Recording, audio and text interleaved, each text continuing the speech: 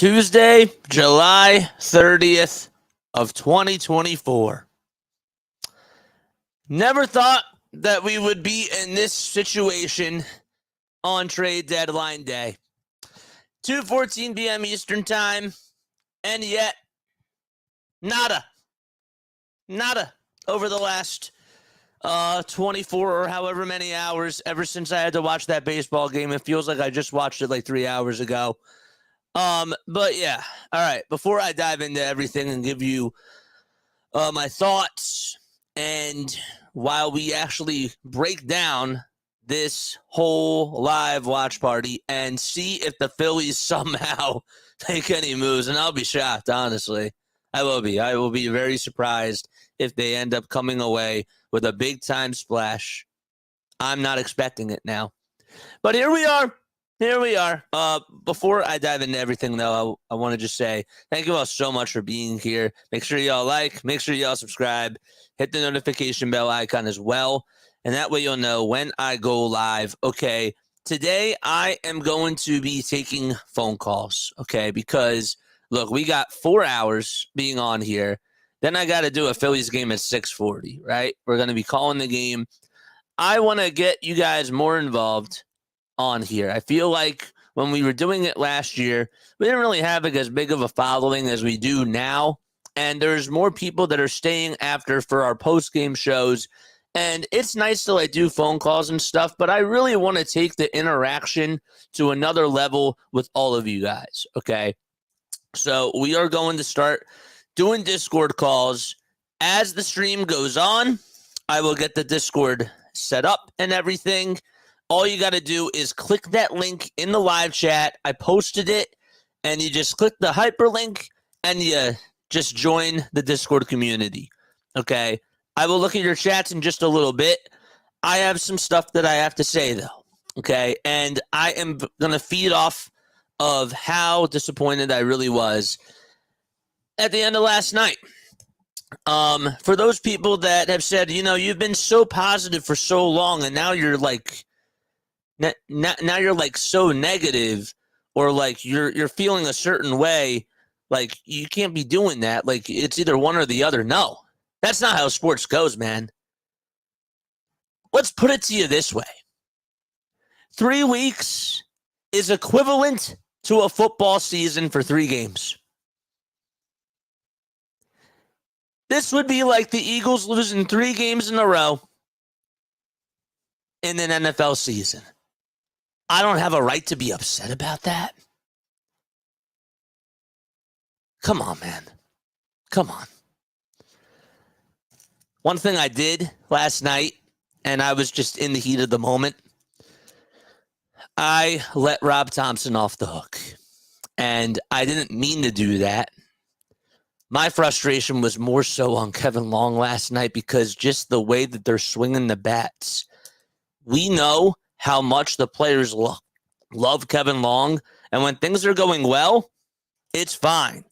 Oh, they're actually talking about the Phillies right now. Phillies did not make any moves, but I did want to take a picture of that. Anyhow, I feel like I let Rob Thomson off the hook last night, and I apologize about that. Because no, I'm not happy with Rob Thomson either with this ball club. You know, I never mentioned the other day when Garrett Stubbs comes in for the 9th inning, you're facing Emmanuel Clase. Okay. You know, Clase's been automatic this year. But you waved the white flag because JT's on your bench, dude.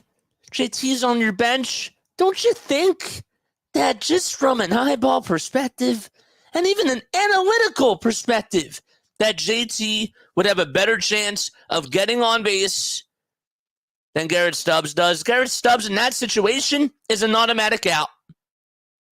So basically, you're putting Kyle Schwarber in a spot where it's not just like leadoff man gets on. You're down to 2 outs now. That's on Rob. Oh, that's on Rob. Rob has to be better. Rob has to do a good job at understanding the situation and understanding where his ball club is now. And when it comes to moves and decisions, that's on Rob Thomson. The players are cold. The players are not hitting the ball well. They're not really doing so well on the mound either. That's on the players and the players only.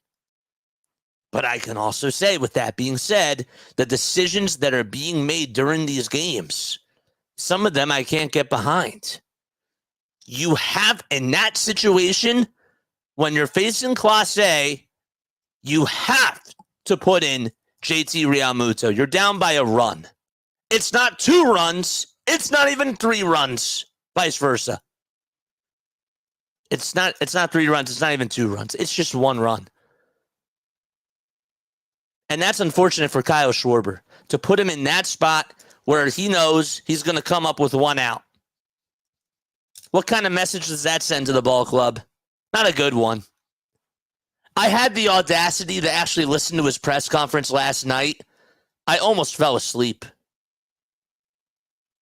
We'll be back out here tomorrow. We're a very talented ball club. I don't want to hear that right now, dude. We know that you're going to the playoffs. That's it doesn't feel like that right now. It doesn't feel like that. But we know. We know. We know that there is talent. But you are letting your players off the hook by not holding them accountable. That's on you, dude. Come on.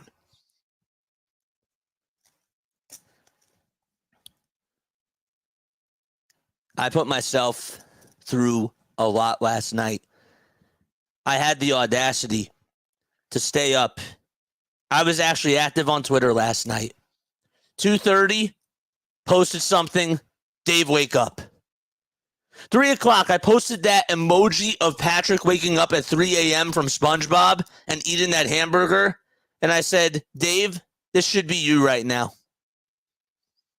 I even offered to go get him a cup of coffee. If you need anything, that's fine. And then I said, I think it was like around 4 o'clock. I have to pull it up.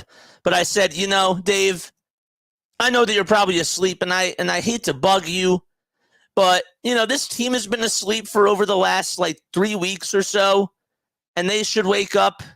And if you don't make a move, then the fans are going to fall asleep. And how do you think they're going to feel? Not so good. Not so good at all. If he doesn't make a big splash tonight, I'm going all out on him. Because now the mindset has to be that they need to go get another bat. And another arm, too. I would like another arm. Not going to lie. I would. Go get me another arm, even if it is a Mason Miller, which I don't expect to be the case. If he's back, I'm okay with it. Yeah. That's where I am now. This is not a comfortable feeling for me. I hate feeling this way. 3 weeks, man. 3 weeks of going through, watching this team. It's not even like that it's not even like they're losing close games. I listened to WIP today on the radio, of course, and somebody said, I can't forget who it was. I forget who it was. If it was Al or if it was Brian. I forget who it was. But they were like, last night's win didn't bother me. Last night's loss didn't bother me. It was more so about the weekend. And I'm like thinking to myself, last night's loss didn't bother you? Last night's loss didn't bother you? The Yankees came in to the bank and whooped you. That doesn't bother you? They pinched you. That doesn't bother you? Okay.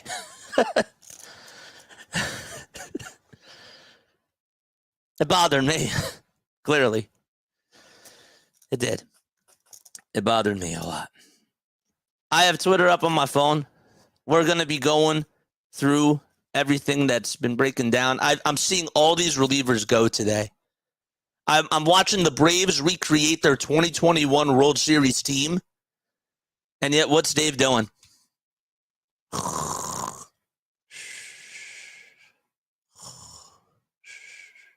Wake up!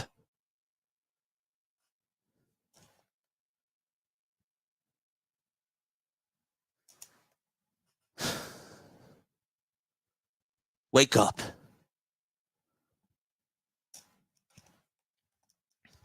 It's not just the players now. Now is when I look at the top of the organization. They have the prospects. You have to throw in all the marbles to go get another player. The National League is wide open. You have a chance to capitalize. And if you do nothing, and if the team fails, I don't even have to say anything else after that.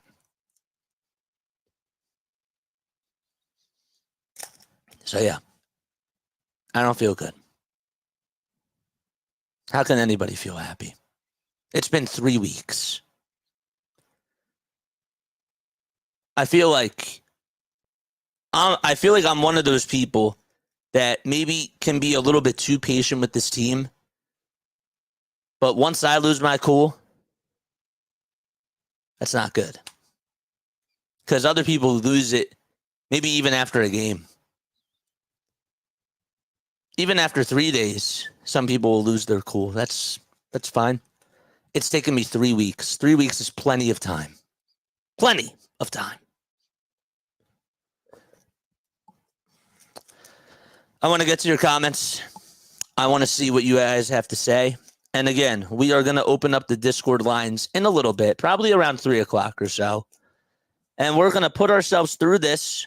We have 3.5 hours, Dave. 3 hours and 33 minutes. Should I put a clock on here? I don't think I can. I don't know how to do that on here. I'd probably have to make a separate web browser. I don't really want to do that. Maybe I could do it through OBS, but I don't want to put myself through that either. 3 hours and 33 minutes, Dave. Because I'm looking at you now. I'm looking at you, dude. All right. Let's look at what people have to say. Let's see. What's going on? There's bad baseball. Then there's terrible baseball. Last night we got the latter. Where's the meme of the guy poking Dave Dombrowski with a stick saying do something? It's not even funny now. The Yankees just got Mark Leiter Jr. too, by the way. Mark Leiter Jr. Red Sox made a move for a bullpen piece. They got Lucas Sims.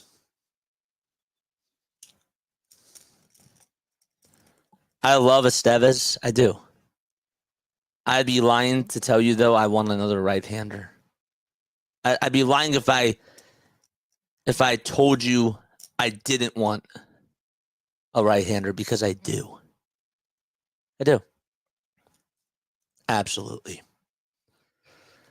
What's up, Philly Fanatic? What's going on, Katie? What's going on? The problem is watching a great team play under 500 is super painful as a dedicated fan who gets on every night to watch the product. Yeah. Mm-hmm. Yeah. You're a customer, right? You guys are paying something. Time. It could be money. It could be attention span. It could be anything, man. You're paying something. And it's been going on for 3 weeks. 3 weeks. You have every right to feel upset. Because the expectation was for them to go to the World Series. And it still is the expectation. That's the expectation. The expectation is to win the whole thing. That's really the expectation. But I'll play it a little bit nice today.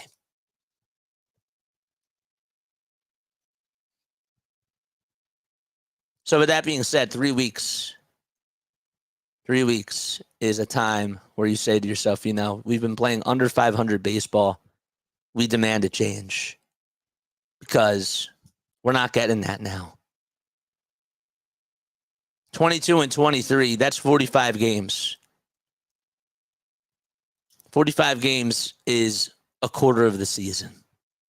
That's enough of a sample size. So, phony Phillies fans who are negative after one game are straight up narcos, who have control issues. Yeah, one game to me is one thing, but there comes a point in time where if it's going on consistently and you're just not winning any series, it's been like 5 series straight, 6 straight. I don't care who the opponent is. You have every right to feel mad. That's when you have evidence. That's when you have substance. You have juice there.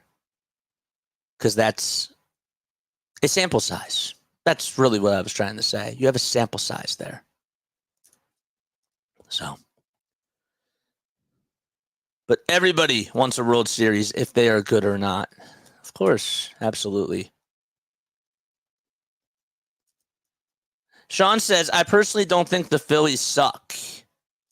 The Yankees were playing terrible. When the team is down, then cry. I don't. I watch baseball. If the team is good, they will bounce back. Okay. This is where I'm going to disagree with you, my guy. Because I know the Phillies are better than this. I know that. You think it's fun? You think it's really fun as a fan investing your time watching 3 weeks of bad baseball play and not saying anything about it? You think that's fun? That's not fun. So, after a certain amount of time, don't you think that something should be said? Don't you think that people have a right to speak their mind after a certain amount of time and demand for change? For sure. Absolutely. You're watching the Yankees, man. They're playing really terrible baseball for a while. To me, the passion shows when you when you do complain and when you do hold them accountable. You're not just going to say, well, all right, it's been 4 weeks. It's been 3 weeks. Whatever.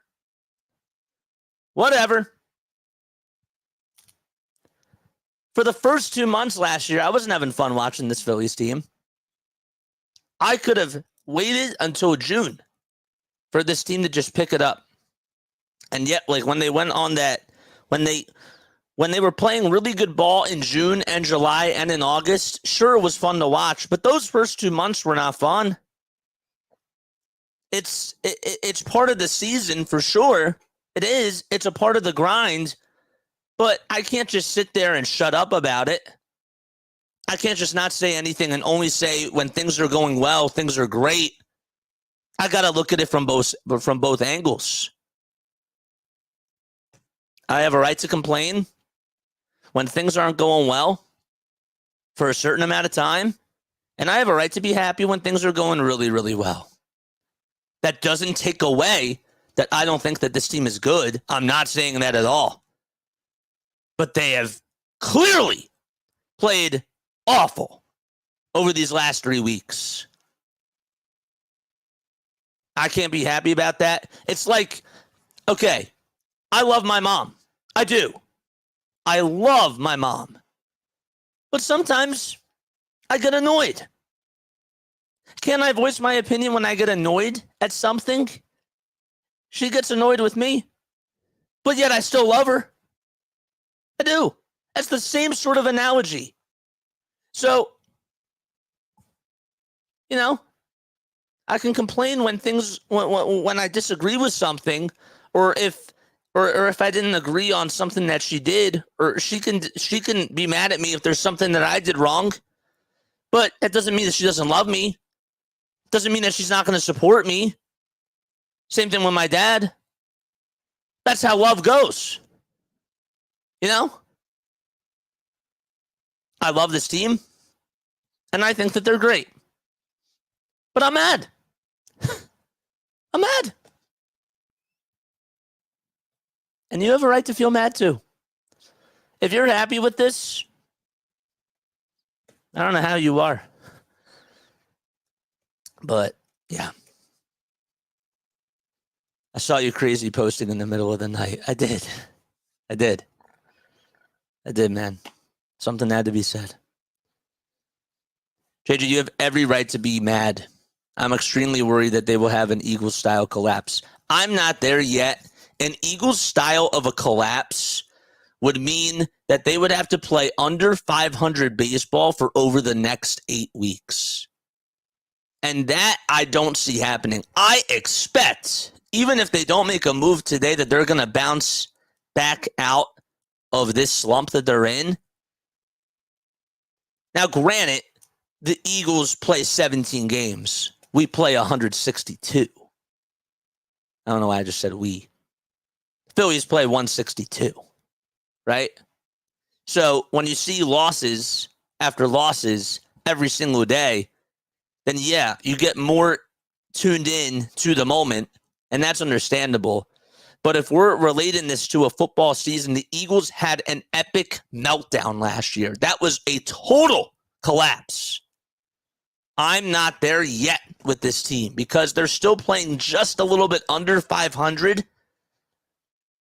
But if this goes on for 8, 9 more weeks, and they just are what? 2-5, like 1-4. Well, the 1-4 wouldn't do it. 2-5, like 1-6. Then yeah, absolutely. Then it's more so like an Eagles collapse. They miss the playoffs, it's a collapse. And I expect that they're going to be in the playoffs. They should be, even if they're the last wild card team. So, do it. I will too. We need help bad. It's got to stop, man. The only consistent player since June is Castellanos. And I will say that Kyle Schwarber's been heating up. Kyle Schwarber's been seeing the ball pretty well. Turner was playing great. And now all of a sudden, he's just reverted back to early first half of 2023 Trey Turner. Is that fun? No. I saw Trevor Rogers went to Baltimore.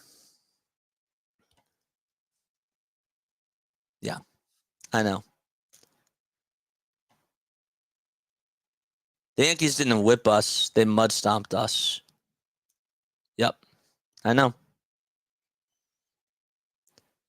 They're no longer going to be number one in baseball if they lose this series. Yeah. Look, I can read all these comments all that I want. But anyhow,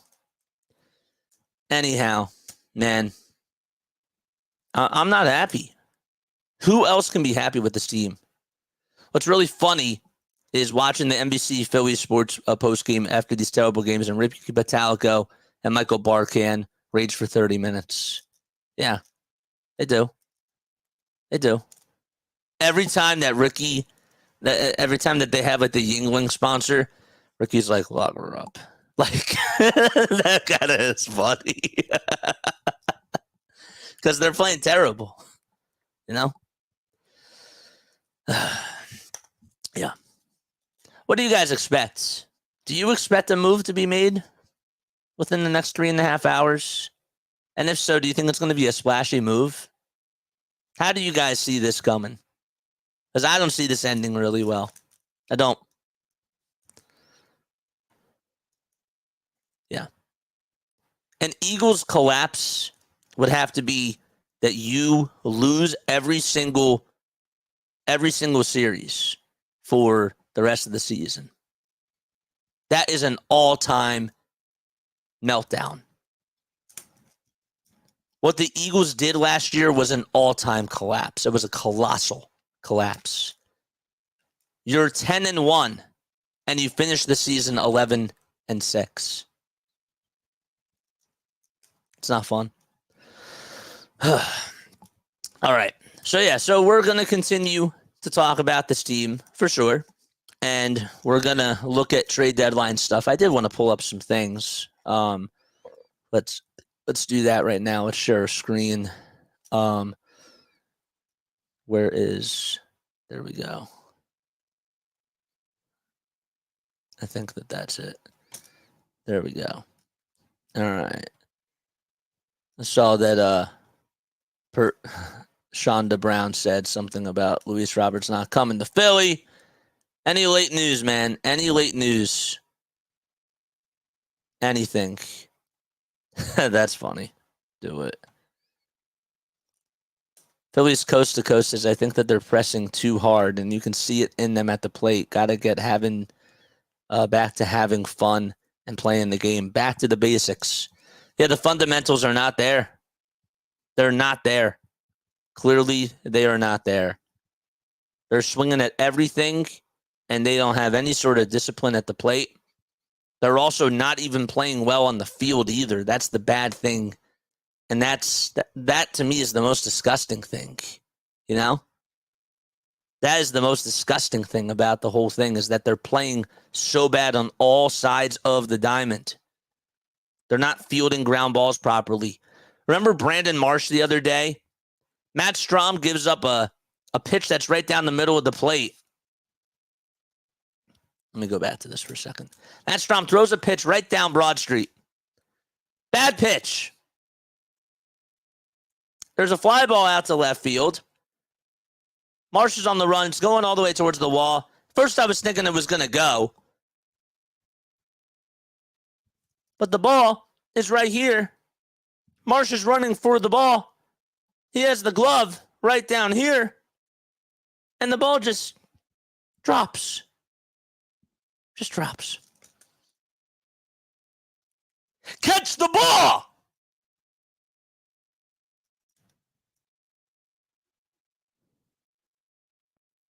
What are we doing? Come on! It was Strom's fault that he gave up that pitch down the middle. But my gosh, Marsh, what are you doing? That's an easy catch. What's going on? Harper forgets that there's a rundown. He forgets how to operate during a rundown. That's not just something that is just like something that you can say, well, you know, I'm okay with that because that stuff happens. No, those are egregious plays, egregious errors that you're making out there on the diamond. Egregious. Catastrophic. Unacceptable.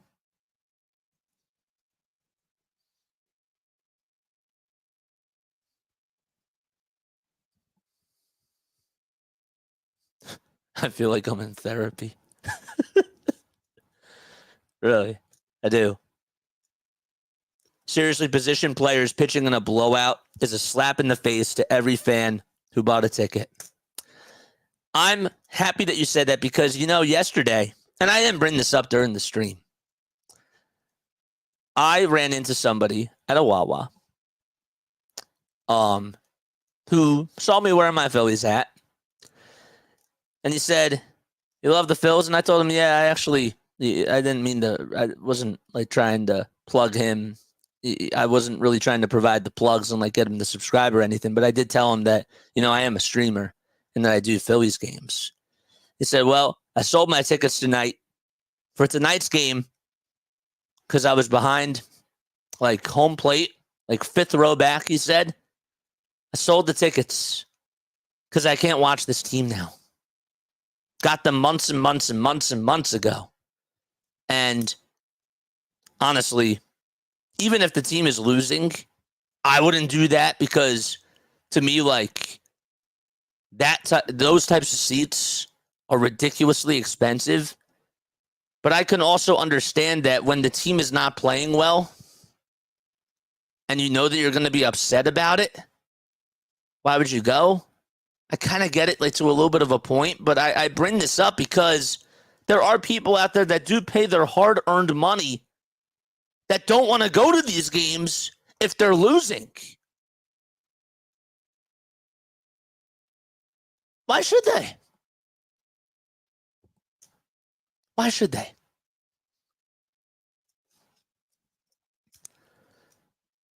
I'd say he redeemed himself against the Guardians when he robbed Jose Ramirez on the home run in center field, though. Nope. Sorry. Nope, I'm not going to give him that. Nope. Because if you remember, later in that game, that was also the same game where he did not do well at the plate whatsoever, and he kept swinging at the first pitch. Made a nice catch. That's cool. Did you win the game? No.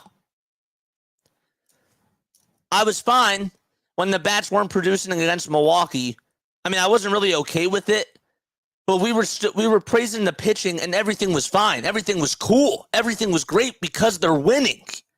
When you're losing, yeah, those things don't really matter to me. Nope, he made a nice catch. Did they win the game? And how's he really been doing lately? Because those are the things that stick out to me. I'm not going to remember that, oh, yeah, he made a nice catch. I honestly completely forgot about it. And yes, it was a nice catch. But you're down 4-2. And yet Strom gives one out over the middle of the plate. Terrible pitch. You do not throw a fastball right down the middle in that scenario with runners over at second and third. You can't do that. But that's an easy fly ball play for Brandon Marsh. And then last night, I thought that there was a home run that was going to be hit by Austin Wells. It stayed in the yard, and Marsh didn't anticipate that he didn't anticipate where it was going to bounce, and he overdid it. He overran the play. They're still in the game. Why are we making mistakes like this out in the outfield and in the infield? Nice catch.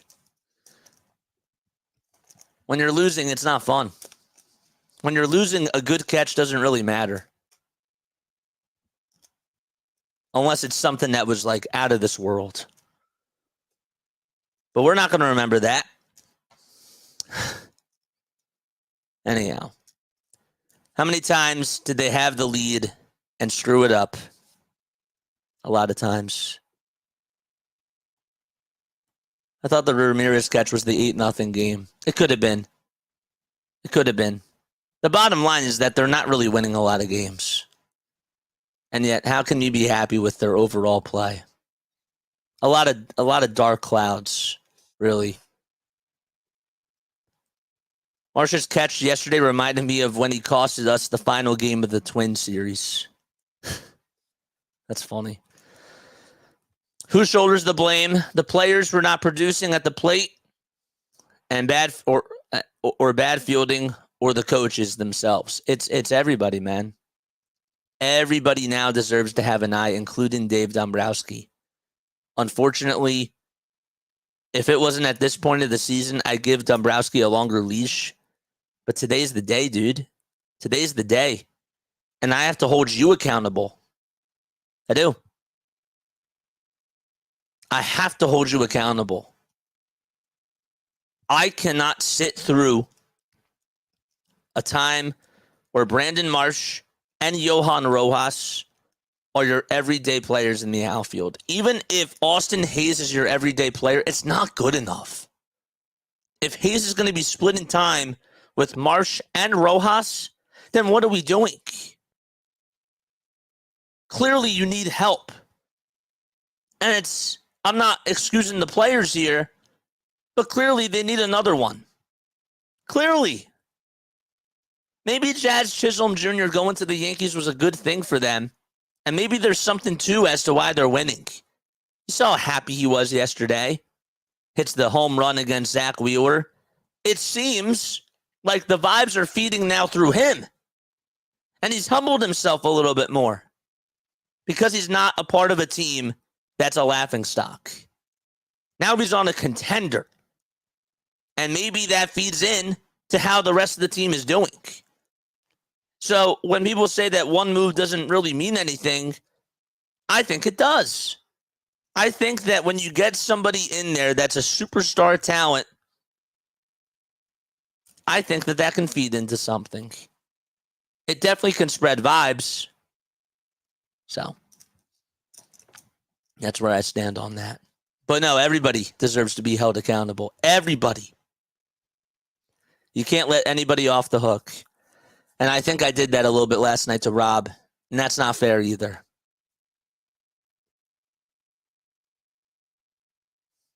It's not fair. Everybody deserves eyeballs. Serena says the players need to rally up and speak the hard conversations, and the staff needs to make the decisions. Why do you leave struggling pitcher out till the 7th inning? Not the first. Sign of trouble. I said last night, though, to be devil's advocate, when Zach Wheeler was out there for that long, I know it was 37 pitches. I get it. And I would have taken it. Part of me would have taken him out too. No one has stepped up, though, in the bullpen except for Jeff Hoffman, though. Even if you go to a guy like Gregory Soto in that spot, we're not happy about it. Gregory Soto in that spot would suck. Jose Ruiz, terrible. Alvarado, not good at all. Who else do you have besides Hoffman? Estevez is going to be a 9th inning guy. You got nobody. I don't trust Orion Kerkering in that type of a situation. You're going to lose because you're not getting production and your whole team has just lost their mojo. I'm listening to a Bryce Harper press conference the other day, and you know what he sounded like? He sounded like he wanted to go to bed. They're not hustling over to first base. They're doing the fundamental things so poorly. I'm not even going to Strom in that situation.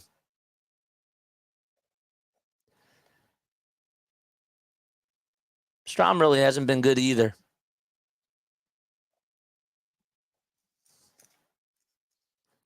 You should probably, the theory should be to like live and die with Matt Strom, and I get it. But Strom hasn't really been doing a good job for you.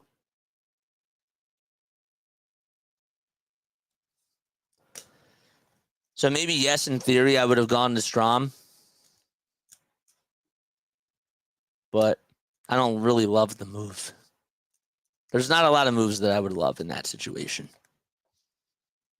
I would rather have Zach Wheeler get out of that situation rather than go to anybody out of the bullpen. That's the way I look at it. That's my philosophy. And while it would suck because Zach wasn't doing such a good job yesterday, I think that that's your best option. Man, this feels weird. Feels so weird. I'm usually so up. I'm usually so happy and so excited. And I still will feel that way tonight. I'll be positive during the game. We're calling the game. Put the broadcaster hat on. We call it. But honestly, even if they win tonight's game, even if they blow out the Yankees and win 18-0, I might actually feel more disappointed. As weird as that sounds. Because I know that this team can do that. I'm just not seeing it on a night-to-night basis now. That's not okay. So I might actually be more disappointed after tonight. And then if they lose, I'll be disappointed in that too, obviously. You know. Harper said he wants a contract like Shohei Ohtani. Well, he better act like it. He better act like it, dude. And I love Bryce. Bryce is the best athlete right now in Philadelphia. But over these last 3 weeks, man, I got to look at you as well. When you slam the bat down, I don't care. If you get underneath a pitch and whatever, you know, as much as I like to see the fire in you, it doesn't really move the needle anymore. You hit like a home run in 3 games, and yet, like, what's that really doing? Not much. Stop pouting, get your head in the game, and go out there and produce. That's all I ask. That's it. That's all I ask. Here in the Diamondbacks, this is according to Nick Picoro. I hope I said that correctly. Received relatively good news on the MRI for Christian Walker's oblique, but he's expected to land on the IL. Honestly, as injuries suck, but my gosh, let's focus on the trade deadline, man. As weird as that, I don't mean to be negative. I don't mean to downplay something like that. I just want to see news. Is that hard to ask? Is that hard to ask, man?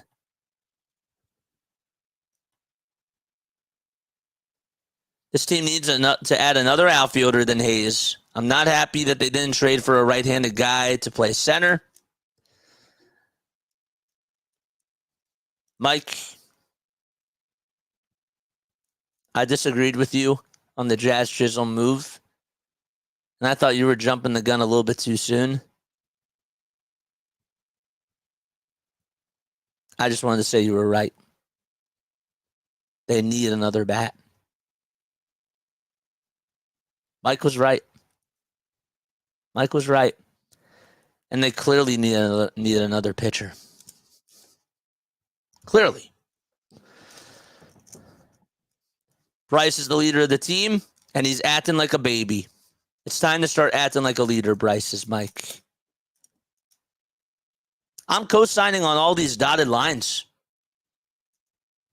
Put my signature. We'll do red ink. Red ink. I have one of these pens that has, thanks to my dad, he gave it to me. It has like a blue one. I don't know if you could see, even if I put it really close. It has a blue ink, a green ink. Here's the black one, and here's the red. It comes in handy, and I use it like almost all the time. I'm co-signing that in red. That's what I'm doing. All right. Again, if you want to come on the Discord, okay, join this, because I am going to take phone calls, and I would love to hear what you guys have to say. If there is a trade that happens, I may have to cut you off, okay? Join the Discord server. Let me know if this works, and we'll go on, and we'll have a discussion, and I'll get to hear from you, the people, because you guys have a right to express how you feel about this team now and express your opinions. I'm going to try to just hold it to like 5 minutes or so, depending on how many people we get. I don't want to be taking phone calls for the whole entire time, but I do want to give people a chance to come on and speak their minds, because they have a right to, you know? So we're going to start the Discord, I believe, right now. Let me know if this link works, okay? I'm going to make an event on Discord, and we're going to do some phone calls. I just decided this is the very last second because, you know, sometimes my brain is just filled with ideas, and I'm like, you know what? Maybe this will be a good idea. Josh Bell just went to the Diamondbacks. Damn. Wow. 3 hours left, Dave. Come on. Come on, man. All right, so let's start an event. Apologize about this. Create. Stage channel. Live call. All right. Does the link work for y'all? Let me know down below. Phillies just released their lineup today. Wow. Wow. I could care less about the lineup, dude. Trevor Rogers went to the Orioles for Kyle Stowers and Connor Norby. We didn't need a lefty, but whatever. Phillies talk. All right. We'll set this up for 3:15. Again, we'll have you all come on here. I will post the link to the event too down below if you guys really want to come on and say something. But yeah, we're going to create this event. And we'll start it right now. Start the event. All right. Let's see if we can share this. All right. What's going on down there? Sorry, if you hear work going on, I apologize.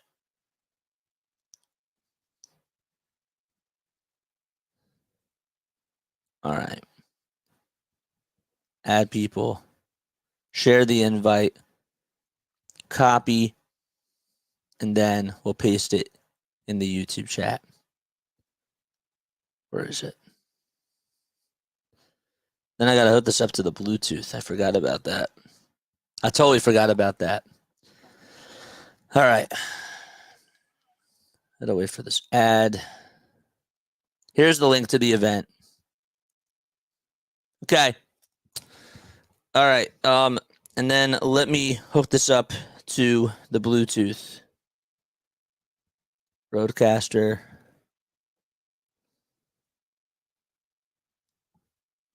Roadcaster's now discoverable. Come on.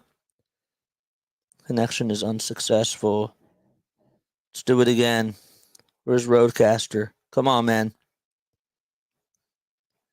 Guardians are finalizing a deal to acquire Alex Cobb from the Giants.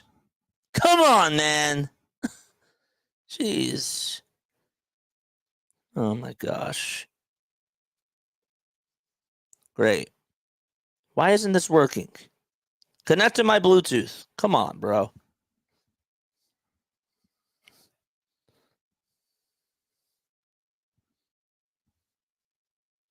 There we go. Roadcaster Pro. Connected. Good stuff. All right. Eyes above. What's going on, man? Here, let me add you as a friend. Enable. Okay, slip for now. All right, eyes above is here. Nice. Eyes above. Can I move you to the live call? Let's see. I'll invite you to speak. I don't think that there's a direct way I can do it here on Discord.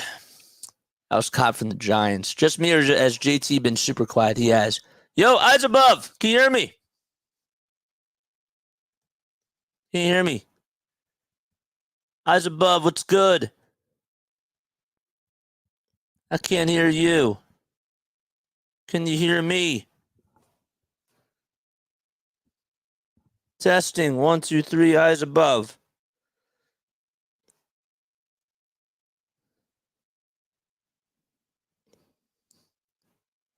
Is your audio working?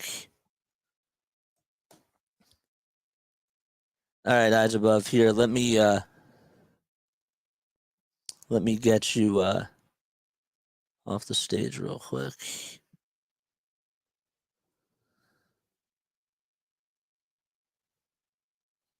Let me disconnect you real quick. We'll get you back on. All right. We'll get Darth Pooh on here. Let's get Darth Pooh on here. Darth Pooh, can you hear me? Just doing a mic check. Can you hear me? I can hear you. Wait, hold up. Let me see if everybody else can hear you. All right, talk. Can you hear me? Hello? Darth Pooh? Can you hear me? I can hear you, but I don't know if your mic is coming through, and there seems to be. I'm answering your YouTube. You're answering my YouTube. Okay, give me 1 sec. 1 second. What is wrong with my settings? Voice settings. You're going to get Output. this on a delay, but you need to activate the mic for Discord. And how do I do that?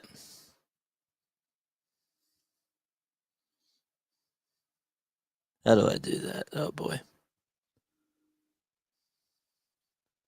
It looks like you're using it through your phone. This is wild. We're doing this in like delay time. But Yes, you I need am. to select it on the phone, I'm assuming. I know you connected it through Bluetooth. I did. Manage. No. Is it through settings? Oh, gosh. What the heck is going on?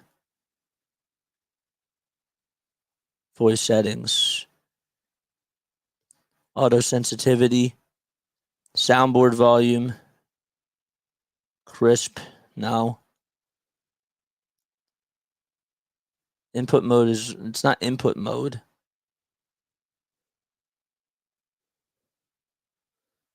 Input. Input mode. Voice activity. Push to talk. Oh, wait. Can I hear you now? So annoying.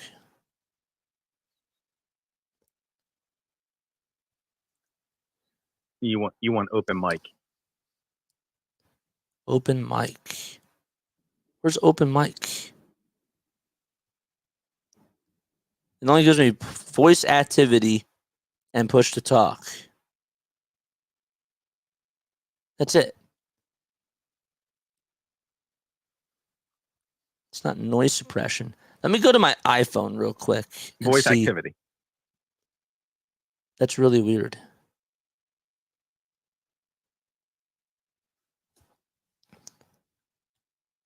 Do you want me to get on the test? What's going on, Mike? How you doing? They better be on the phone, but at the same time, I don't give away the farm. Got you. What the heck is going on with this, bro?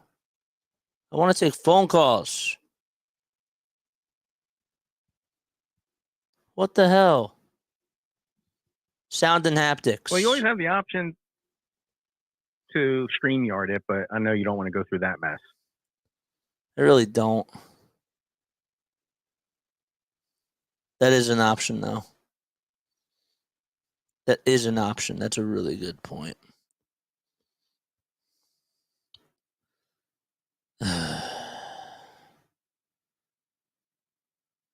I want to know where my mic is. That way you control the stage and it's seamless a little bit. But Yeah, listen, that's true. I use StreamYard. That's true. So I know it's not always like the best either. All right, we'll do that. We'll do it through StreamYard. All right. It's not a bad idea. All right. I don't understand why Discord is being a pain, but whatever. Yo, listen, I need you to call my wife and tell her I actually had a good idea today. That's okay. Okay. All right. Yeah, we'll disconnect and end the stage. All right. Okay. Sorry about that. And then on here, what I'll do is we'll stop the sharing and we'll invite somebody to come on. All right. If you want to come on, click on this link and then we'll get you to come on here. All right. We'll post the link down below. It's a very good idea. All right. We'll do it. We'll manage it this way. I don't know why Discord is being a pain in the butt. I apologize about that. There's the link. Let's see if it works. Tonight Phillies lineup out is only move being made. Yeah, I'm not even gonna set the lineups now. What's up, Mike? What's going on, man? All right. So there's the link. There's the StreamYard link. Click on it down below. Let me know if it works.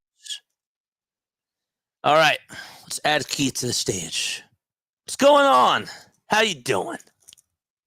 Living the dream. How are you feeling, my good sir? I'm doing okay. I'm okay. I am not happy with this baseball team, but I'm okay. And you shouldn't be, right? Because that's like there's like two types of fans right now out there, kind of like on the streets, right? It's like this is fine and nothing is like going on. This is baseball. Right. Then Yep. Then you have people, the sky has fallen. Now, there are people who do fall, obviously, in the middle. All you need is one good piece. All you need is the coaching to wake up. And like it's this is not like it is baseball. So it's all of Sure. those things. Sure. Yeah. But like, let's be honest, I can point directly at coaching because we've been questioning the analytics call all season, but we've been trusting in it because best record in baseball. No one questions best record in baseball. It's true. That's true. No, now it's gotten to the point where you got to look at everybody. It's not just on the players. It's also on the managers. It's on everybody that's a part of the organization. And unfortunately today, usually I'm like, I'd hold a longer leash for going up all the way to the top. The timing of it all sucks, though. And I have to put eyes on Dombrowski now, too. I have a hard time doing that, though. Yeah. Because he's already built you one of the best teams in baseball. I get it. What? I get it. And you it's can't like, keep yelling at Dave, like, Dave, why don't you do something? What? But here's where I'm going to disagree with you. Because while, yes, the team on paper is supposed to give you so much talent, and while, yes, like that's on the players, unfortunately, when I look at Jazz, right? When I look at Jazz Chisholm Jr., the Yankees were struggling. You know, Jazz, I don't really think that it's much of a coincidence that Jazz has provided so much of a spark plug to this offense. Well, the Yankees had nothing going on. The Yankees had nothing. Right. I mean, so, like they've been stacked. Let's not like they're stacked in the out. Like they've got that. We have the inverse problem, right? We have like a weak outfield and a stacked infield, if you want to believe that, with according to batting averages. But whatever. Yes. And so and so it's on Dave to make the team better. And while on paper this team should have enough, they have clearly, it's gotten to the point where nothing is working. And out of desperation, you have the assets. You have so many assets. And he did say clearly during his press conferences that he's going to use those assets to make a big splash. So how can I not hold him accountable for that?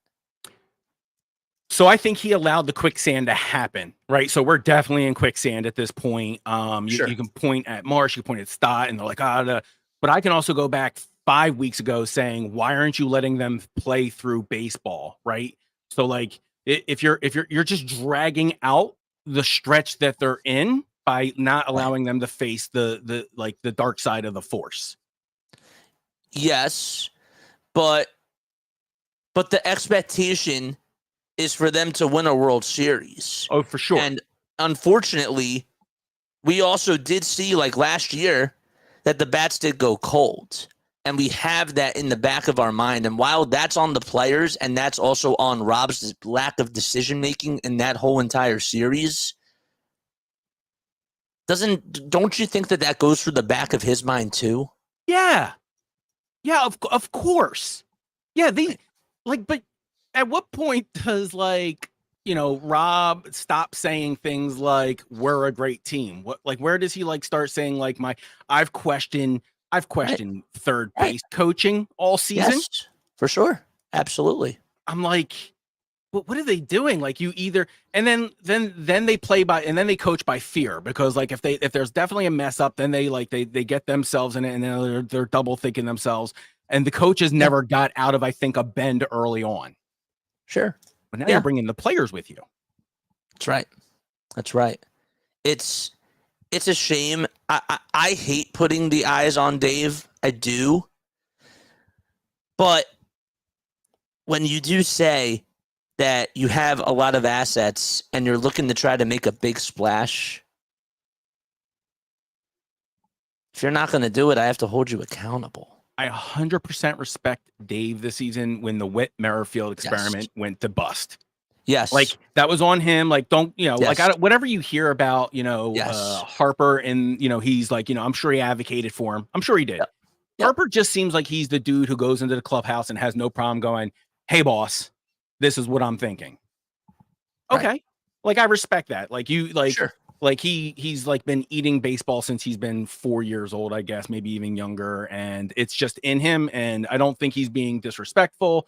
I think it's good that someone of his caliber is taking that initiative.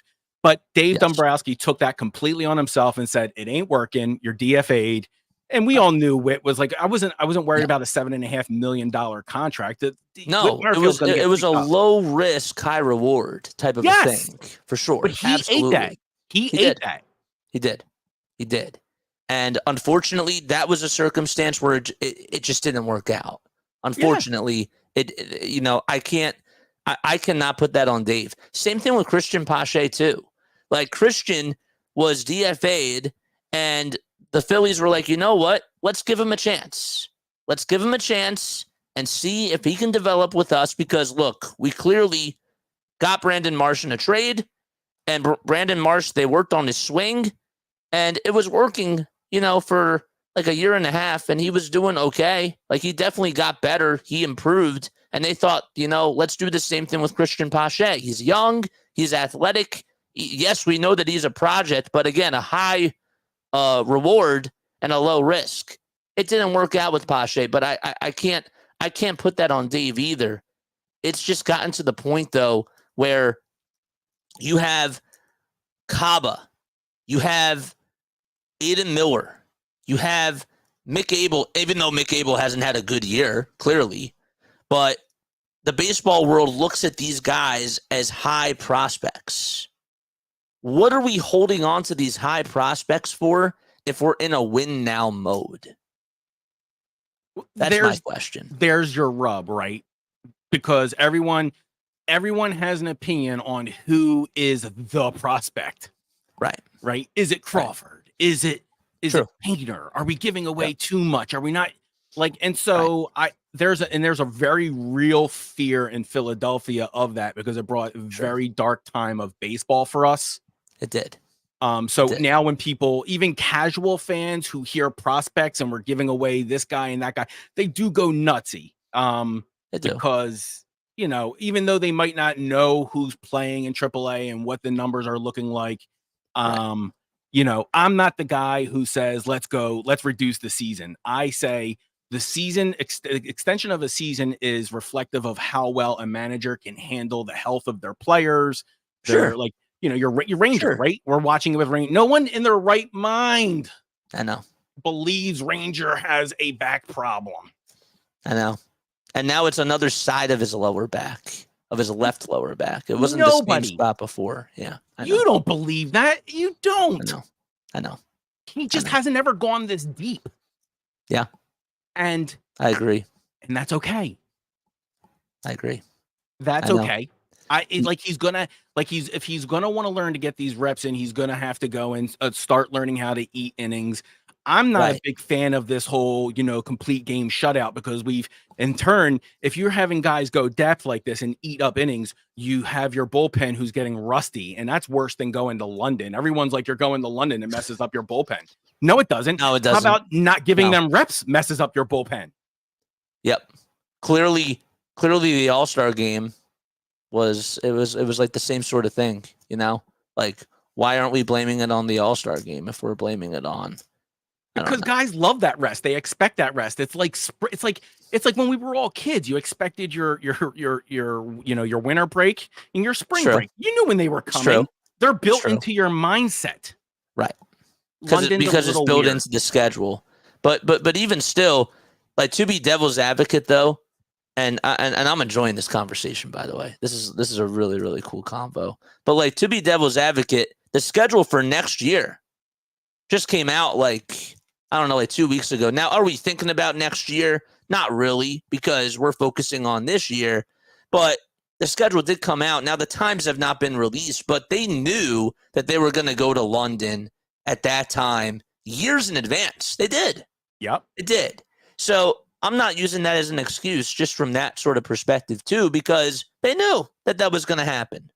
It's not it's not like when you don't know like what seed that you're going to be in, if you're going to have the bye, like that's unpredictable. And I'm not kind of using that as an excuse, but I can kind of accept that a little bit more, you know. I'd be willing to say a rain delay is more impactful to like a quality of a player's play and function, and because now you're like you're in game mode, and like you're sure.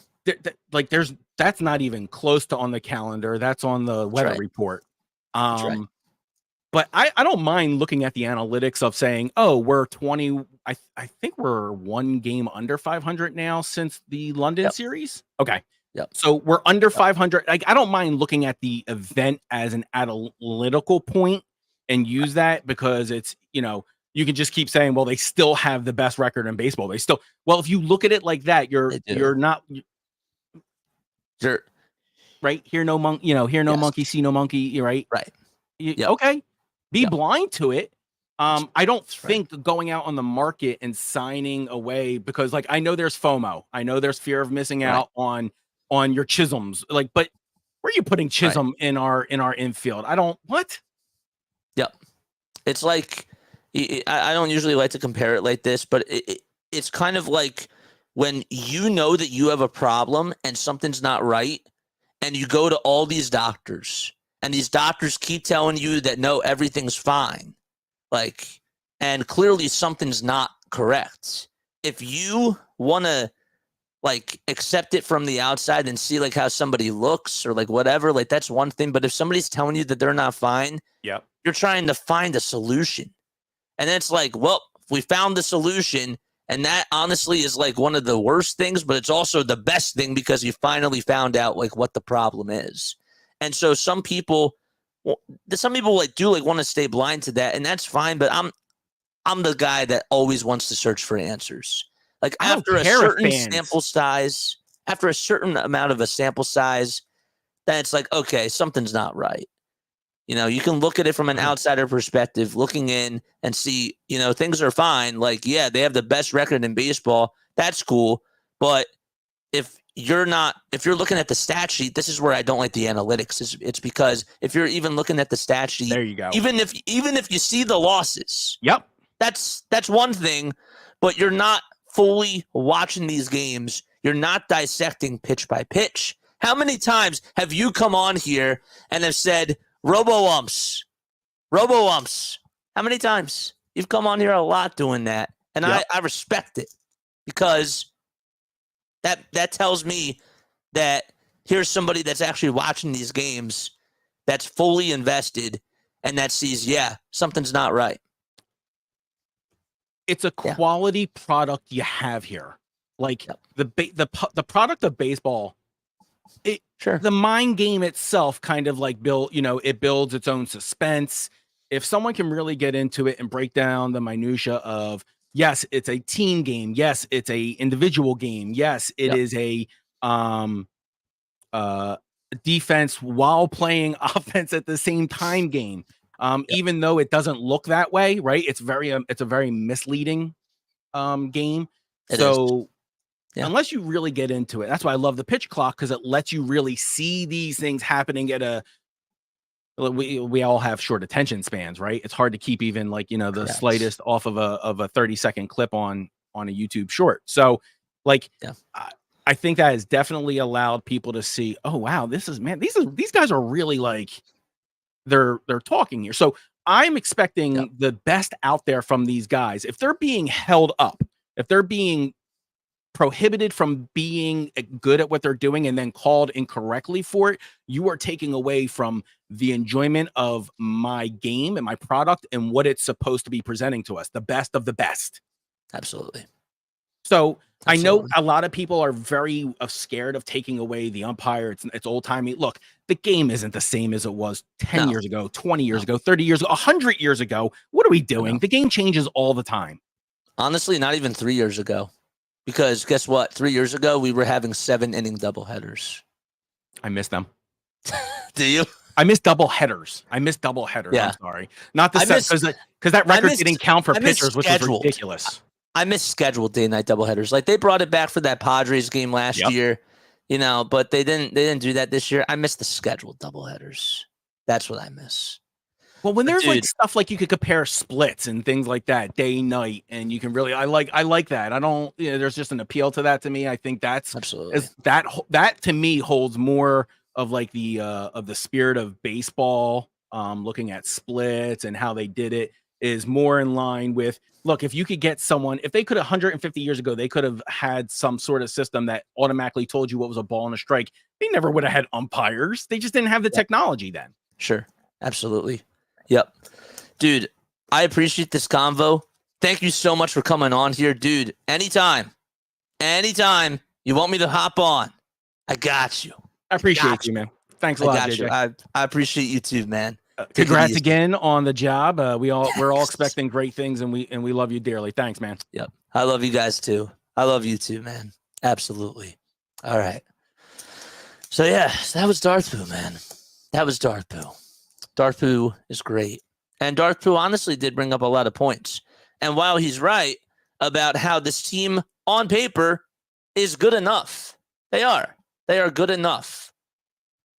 They're good enough to go out there and win a World Series. And the expectation should still be to win the whole entire World Series. That's how it should be.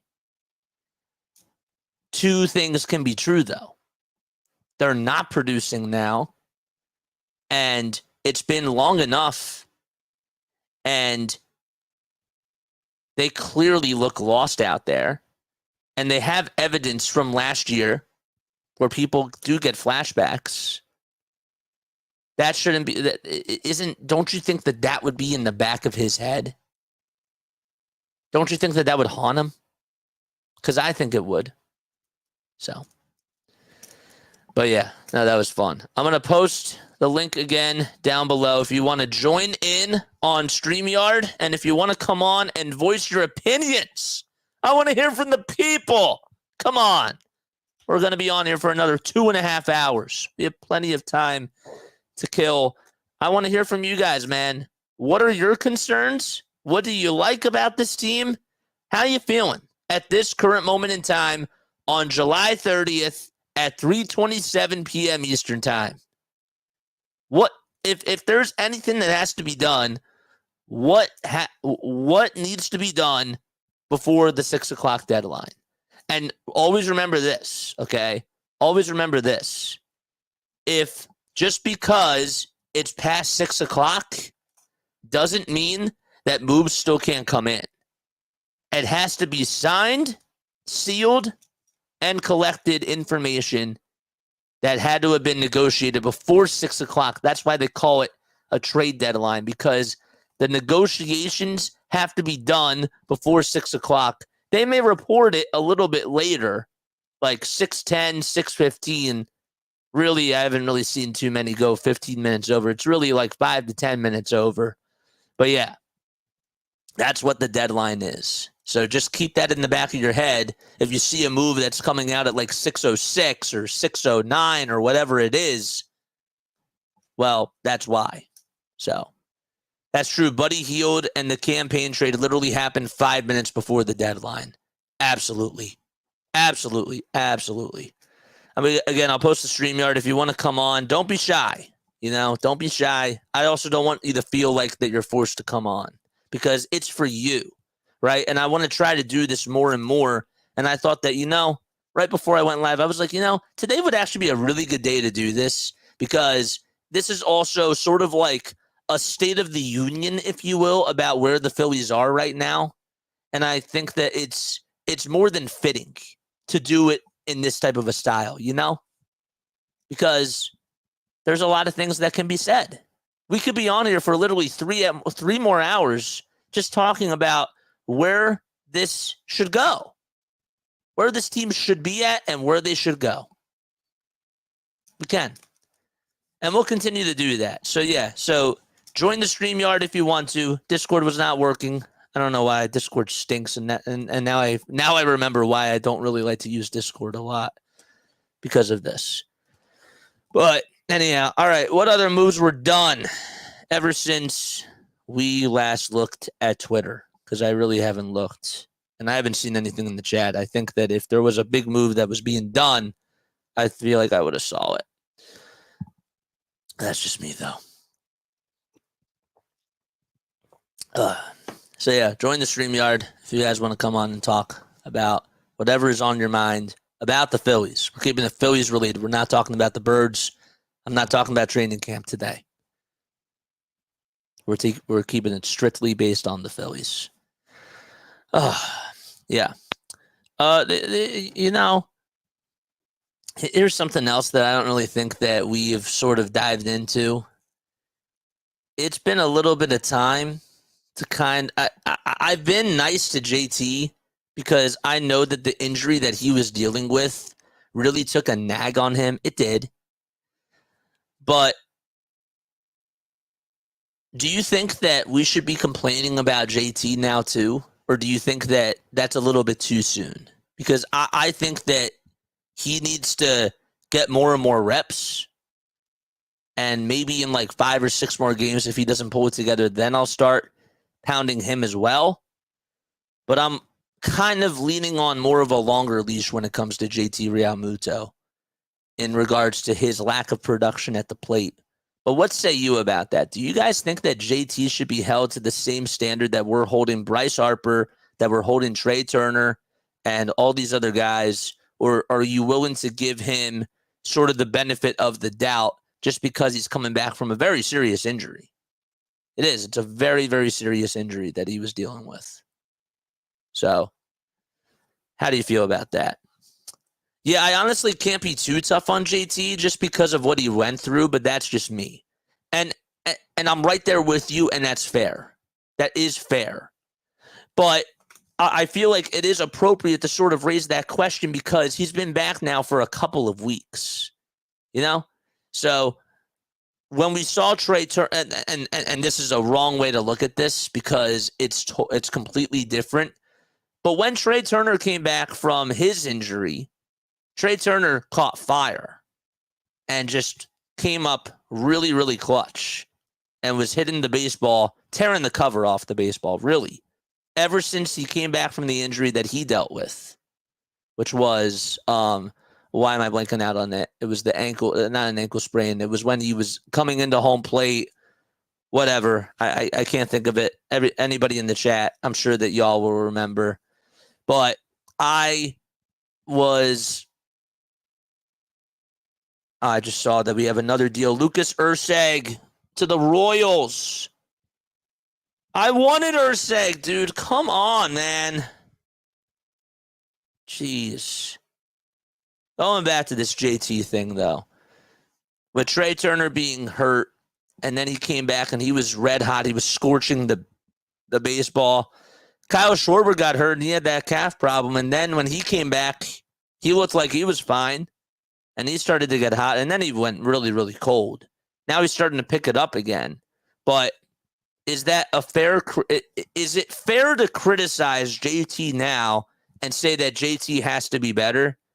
Or are you at the point where you're still like, I'm willing to give him a little bit more of a longer leash just because of the injury that he's gone through? And JT's had some really good games this year. We've called him Iron Man for a reason. Don't forget about the game where he took one to the nuts. It was a foul ball that he took to the nuts. Then he came up. He got hit by a pitch later in that game. And then he made an extraordinary play at the plate. And he took some blood and was a warrior out there. I've seen phenomenal JT Realmuto. I have. But I'm just curious what your thoughts are about this. Erceg. Yeah, Lucas Erceg. I can't believe it, dude. I wanted Ursig, man. I wanted Ursig. He was another one of those guys that I wanted. I saw that there's a possibility that Aroldis Chapman could be dealt, but now, according to, I think it was John Heyman, saw like a tweet that says that the Pirates may not deal him. Lucas Ursig would have been a nice one. He would have been. He's a right-handed pitcher. He's had a very, very good ERA this year.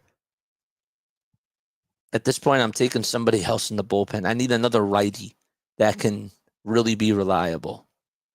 You can never have too much pitching in this game.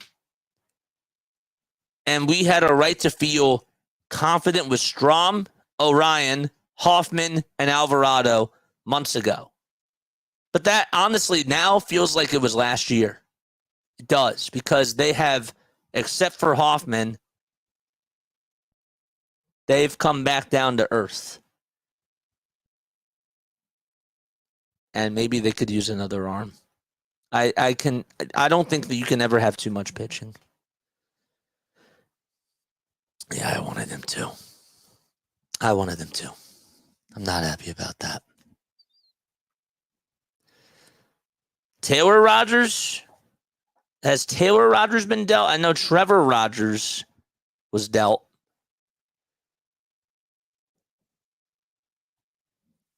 That's awesome. Why can't he hit anymore? Says Bucket Getter. I don't know. Another manager issue. Using analytics gets you in trouble when dealing bullpen assignments.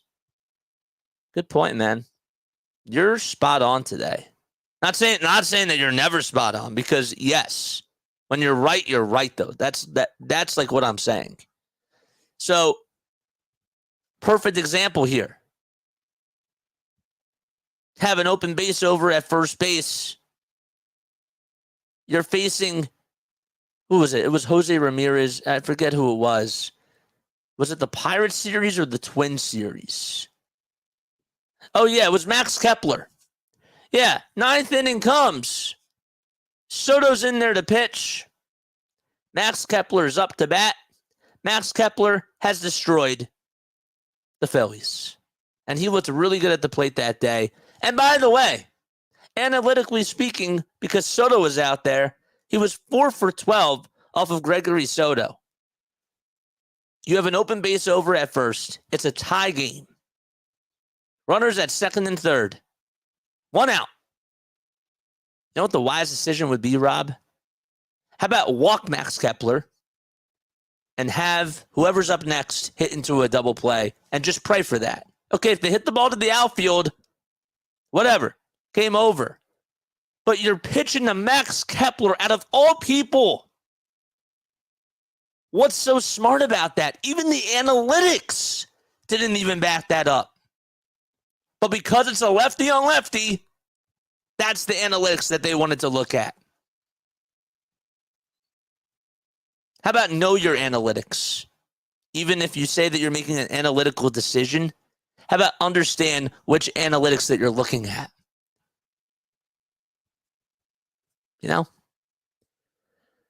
Oh, man. Taryn Hatcher's a real reporter. What are we talking about? We're talking about like the report that, or we're talking about her tweet yesterday that she got. Is that what we're talking about? Sham says Kobe Bryant's the GOAT. That's breaking news on NBA Central. Oh, man. KGB, yes, saw that. I think that they're done as far as making any more moves. Did Rob use analytics his first year here? Everybody's using analytics. It's not just a Rob Thomson thing. It's everybody. But Rob also goes by feel a little bit too much. And while it's great at times, and I agree with it in certain moments, sometimes when you do go by feel, you end up falling in love with certain things and you end up trusting too much. And sometimes that can only get you so far. It's a balance. It's a balance. So, Dave said that they are not making any more moves, says Mike Green. I don't trust that. But I also, in some ways, kind of do believe it as well. I'm not trying to be a yes man for everything. But part of me wants to believe that he's telling these reporters, keep it hush-hush for now, and yet we'll surprise people. Because sometimes he doesn't like to show his poker face, or he doesn't like to show his poker cards. He likes to have a poker face, But the other part of me is like, well, are they really going to go after anybody? Because it seems like that they've been so silent for so long, and yet there's moves being done left and right. Bullpen moves. So maybe he is right. Every time I watch Moneyball, I cringe. Billy Beane is still with the A's. Billy Beane still has a job, dude.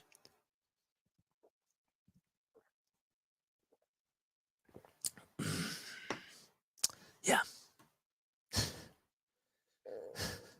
It's funny. All right, if you want to join the StreamYard again, there is the link to the StreamYard. You're more than welcome to come on here. Darth Pooh was on here a little bit ago. And I want to give everybody else a chance to come on the floor. Let's scroll through Twitter, shall we? We'll until somebody else joins, what we'll do is we'll share our screen and we'll keep going back to Twitter. Okay?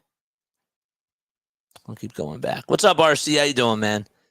How's RC doing on here? Y'all see this text, by the way? Phillies. I spelled that wrong. No wonder why I didn't get a lot of options there. All right, Phillies lineup is out. Let's look at this, if anybody cares, because honestly, not saying that I don't care. Oh, we got Drew. All right, let's get Drew on here. All right, we'll do that now. Drew, what's going on, man? Can you hear me, Drew? Drew, can you hear me? Yeah. What's up, Drew? How you doing, man? What's going on, bro? How are you? How are you? What's going on? Good. I'm doing a chat with some of my friends on YouTube. Oh, nice. Nice. What's going on, dude? How do you feel about the Phillies, man? Not that good. No? No? What don't you feel good about? Talk to me, brother. Talk to me. We need to win today. Who what? I'm so sorry. I couldn't hear you. The Phillies need to win today. Oh, yes, they do. Absolutely, man. They absolutely need to win today. Do you trust Aaron Nola out there tonight? Do you think Aaron Nola is going to provide a good outing for the Phils? Oh. Yeah, he's going to do okay. Yeah. I think Aaron Nola will have a good outing. Who are my question to you, man, is what do you think is going on with this lineup?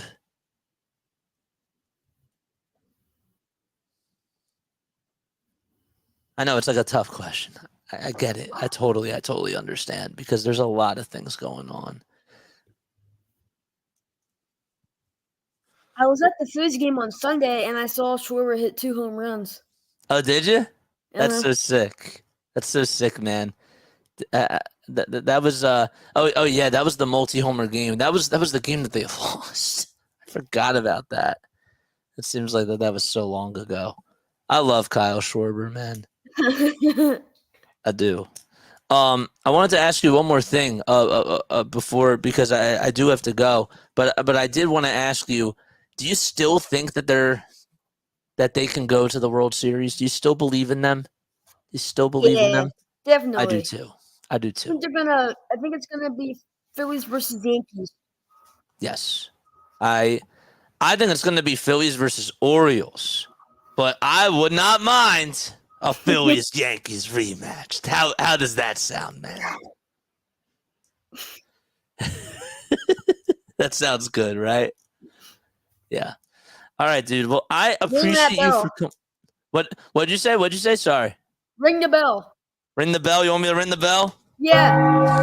Let's go. Let's go, babe. Let's go, Drew. Thanks so much for hopping on here, man. Come back anytime, okay? Come back anytime, man. You're the best. Wow, that was cool. That was really cool.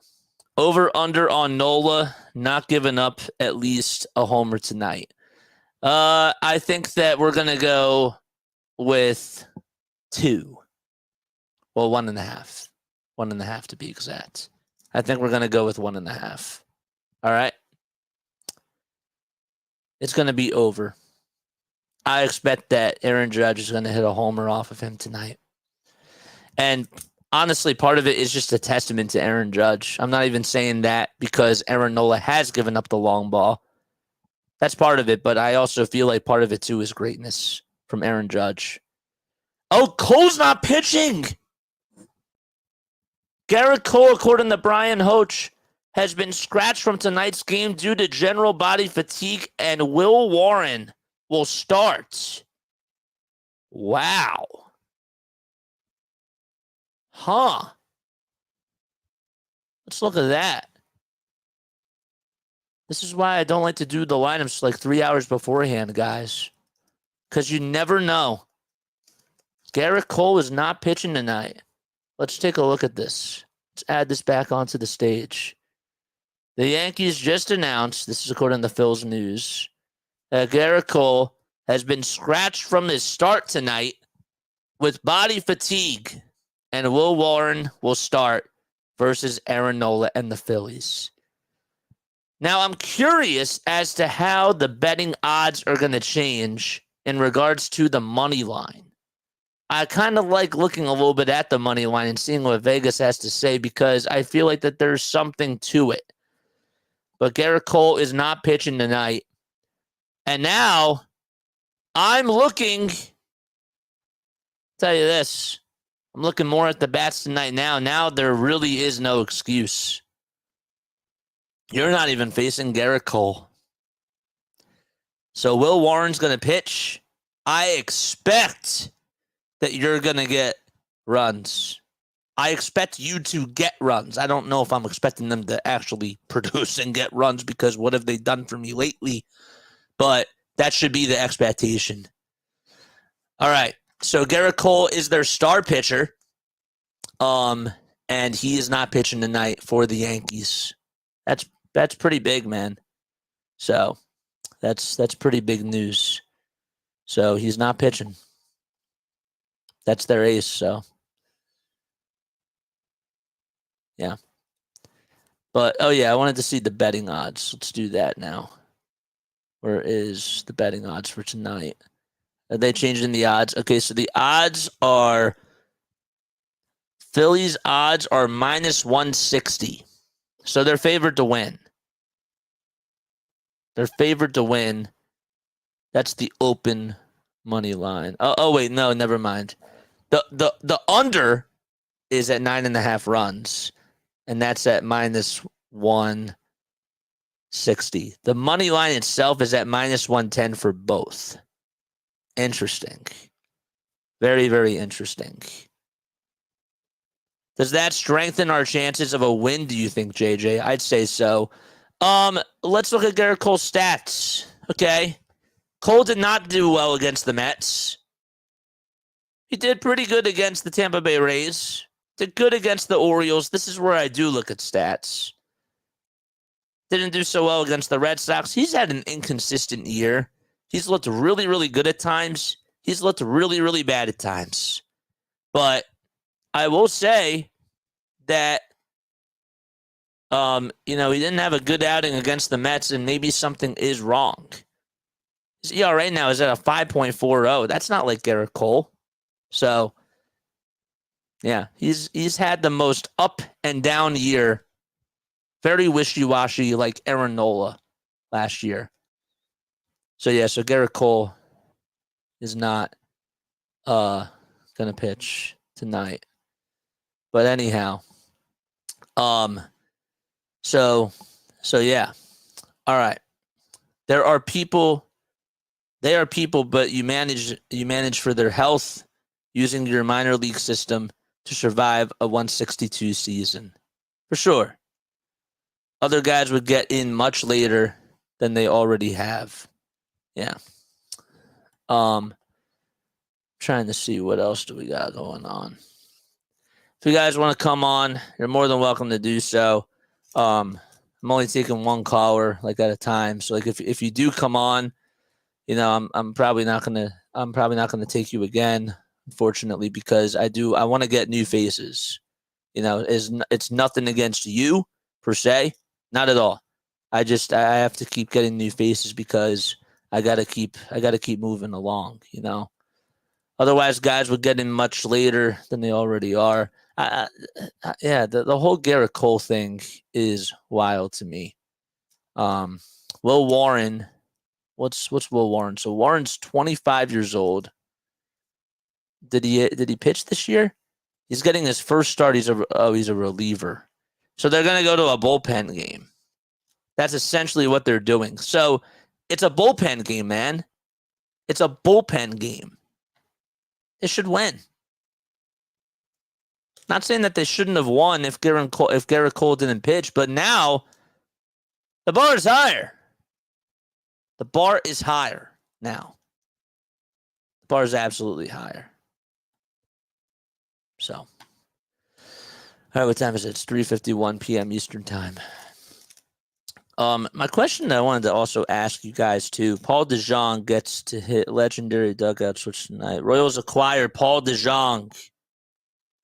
Another breaking news trade. Paul DeJong is now back on the Kansas City Royals. The Royals are making some moves, man.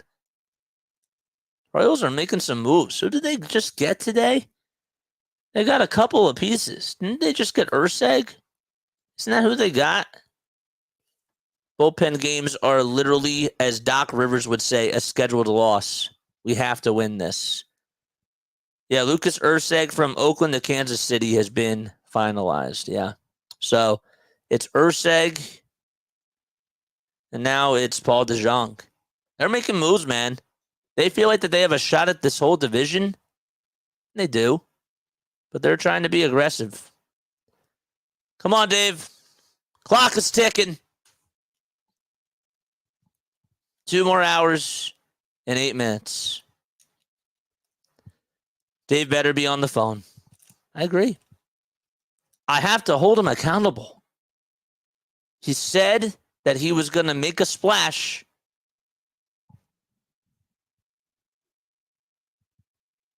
I got to hold you accountable, dude. I really, really do. So, all right. Bullpen games are literally, as Doc Rivers would say, it's a scheduled loss. Yeah, I agree. I don't know. Do you really think anything else is going to happen today? Do you? We're going to put ourselves obviously through this whole thing. And again, if you want to come on, you're more than welcome to do so. Tyler's giving the eyes. What does this mean? What does this mean? This kind of makes me feel a little bit. Wait. Is there anything going on?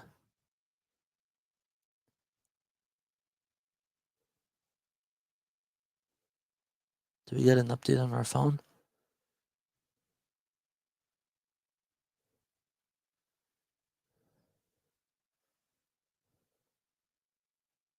No, nothing.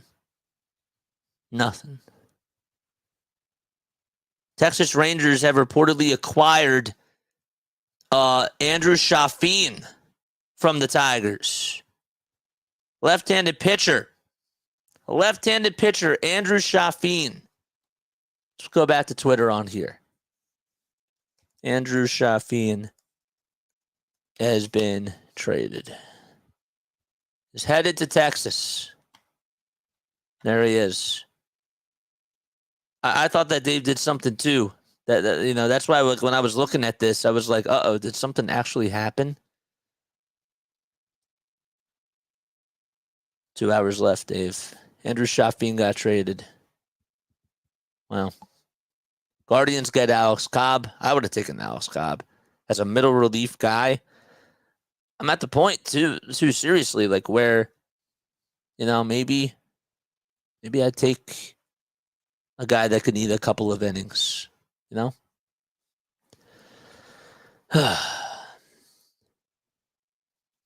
I know.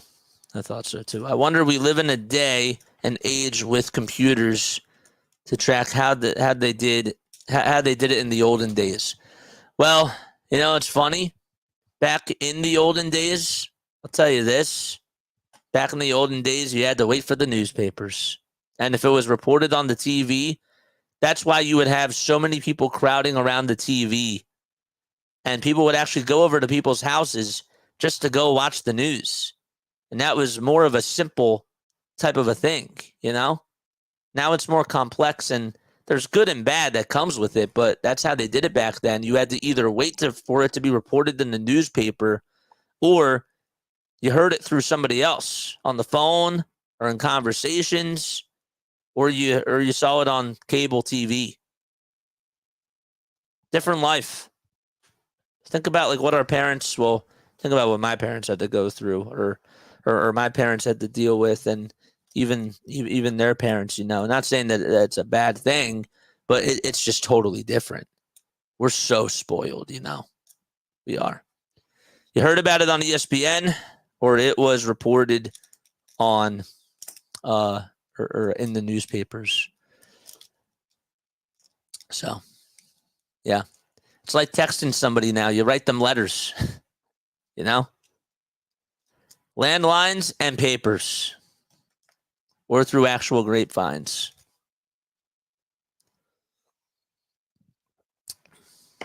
Imagine if we had that now.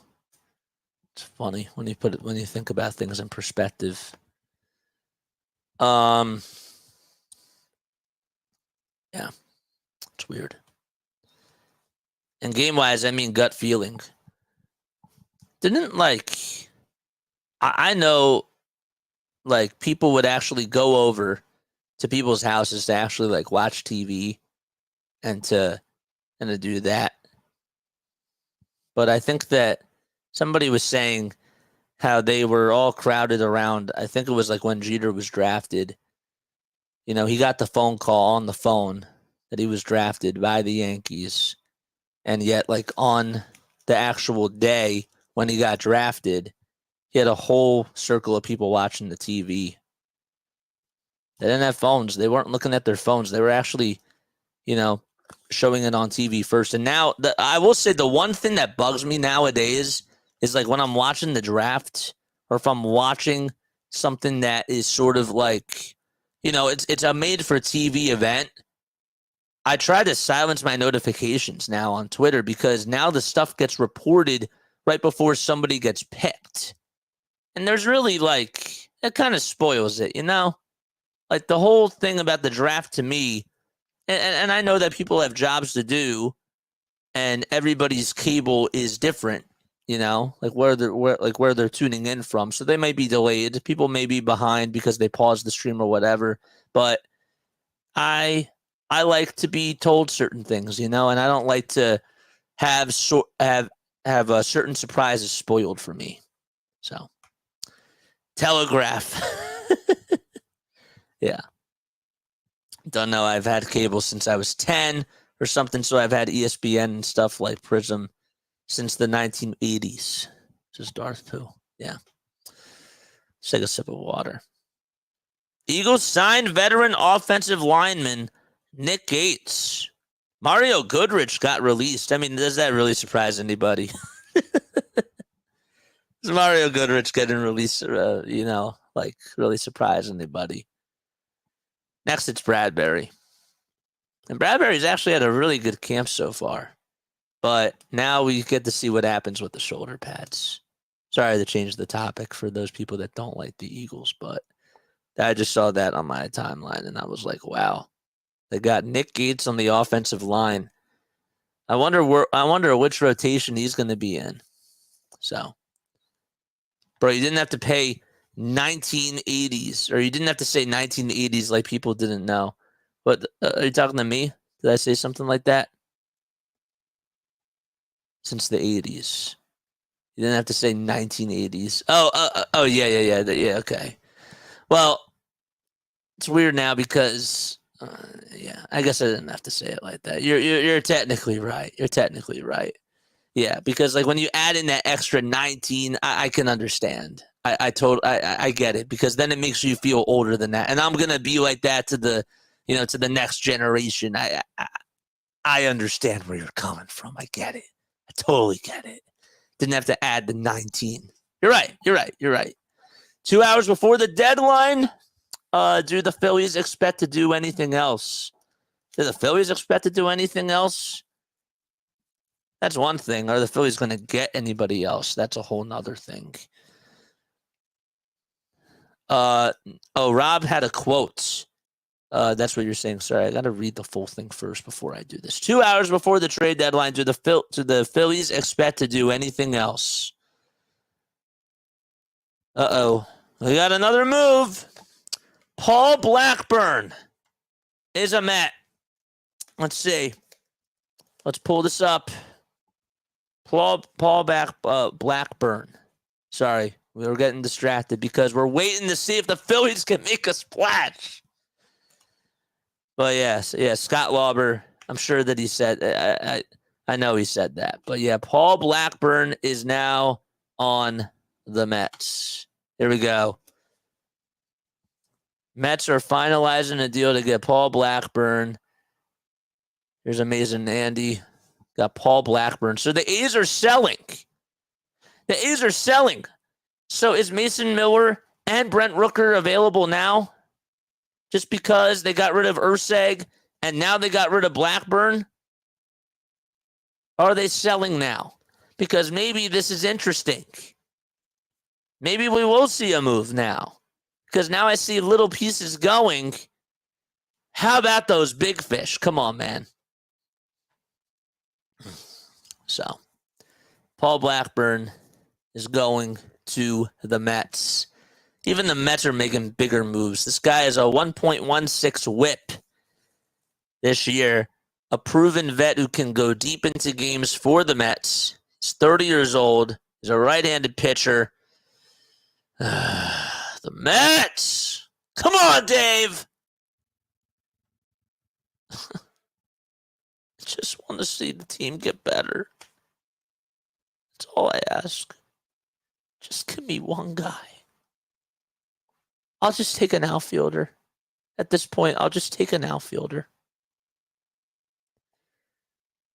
Outfielder's more important to me than bullpen arm, and I think that we need another bullpen arm, but fine. Fine. Come on, man.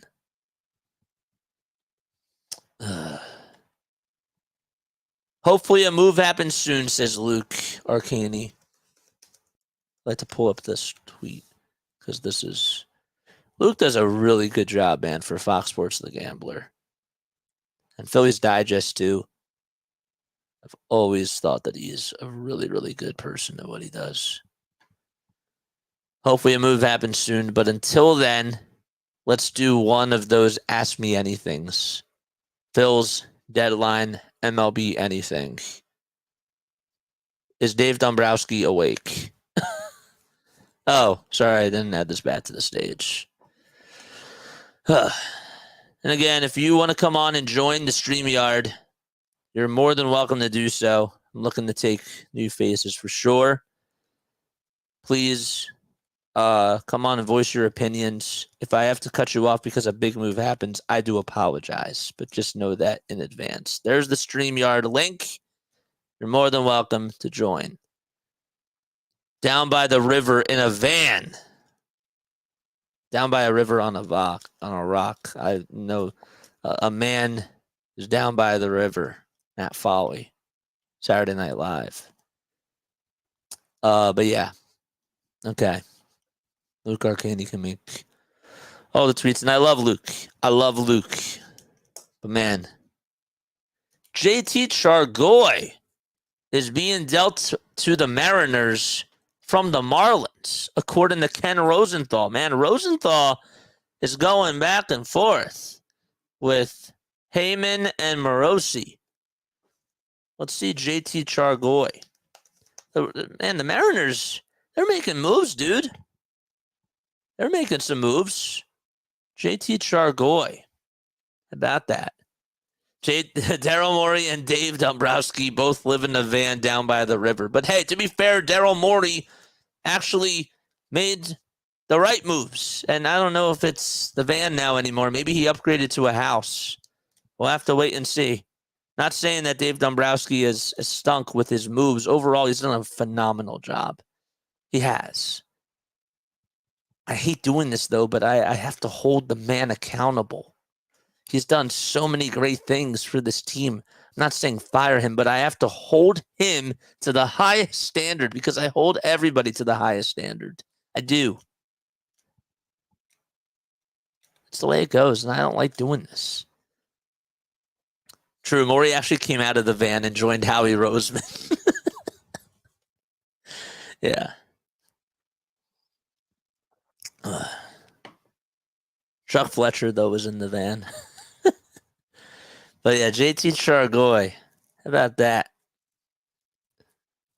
JT Chargoy. Interesting. Let's take a look at this. Bro, I don't like it like when they have to like release this in article form. It's like sometimes I actually like want to read something and it's like, well, guess what? It will take you to the site and it's like, well, it's the same thing that we just posted on Twitter, but more to come. I know, I'm being very nitpicky. That's what this team does to me, though, when things aren't going well. Cheer, wave the pom-poms when things are going great. Criticize them and bash them when things aren't going well. That's the life of a Philadelphia sports fan. So, can't believe that the Diamondbacks got Josh Bell. Where are they going to put him? Like, is it just DH for him? Because Christian Walker's over at first. So how's that really going to work? You're going to have to put him at the DH, I guess. Guess that they're looking for just the bat. Yep, we saw that. That's old news, as the kids would say now. It came out like 5 minutes ago, even though it's not really old news. But yeah, we're on to everything. Walker's hurt. I heard last night on WIP2, and I kind of wanted to raise this question. I think it was not Joe DeCamera. Oh my gosh, Joe's not there anymore now. But I forget who it was. It wasn't Jolly. It was somebody else. But they asked whoever was on the show last night as a guest, asked the question of what would be the most likely scenario of the Phillies when it comes to a fourth starter in the postseason? Oh, wait.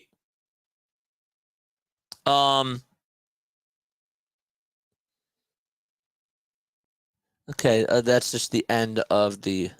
I saw Mason, and I was thinking of Mason Miller, but it's Mason Barnett. They're talking about the Oakland A's will receive Mason Barnett, Will Klein, and Jerry Dickey in return for Ursag. Huh. Okay. They're getting a haul back for him, but that's Ursag. I would have taken him. Where was I? I hate when I do this. I'm so sorry. I just have to know if we're going to make a move. I have to keep an eye out on that. I didn't even forget. Oh, yes. Okay, it had to do with the pitching. Do you see a scenario where, as the fourth starter in the playoffs, what do you think is the most likely scenario was the question? Okay, do you think that Taijuan Walker is going to pitch a game 4?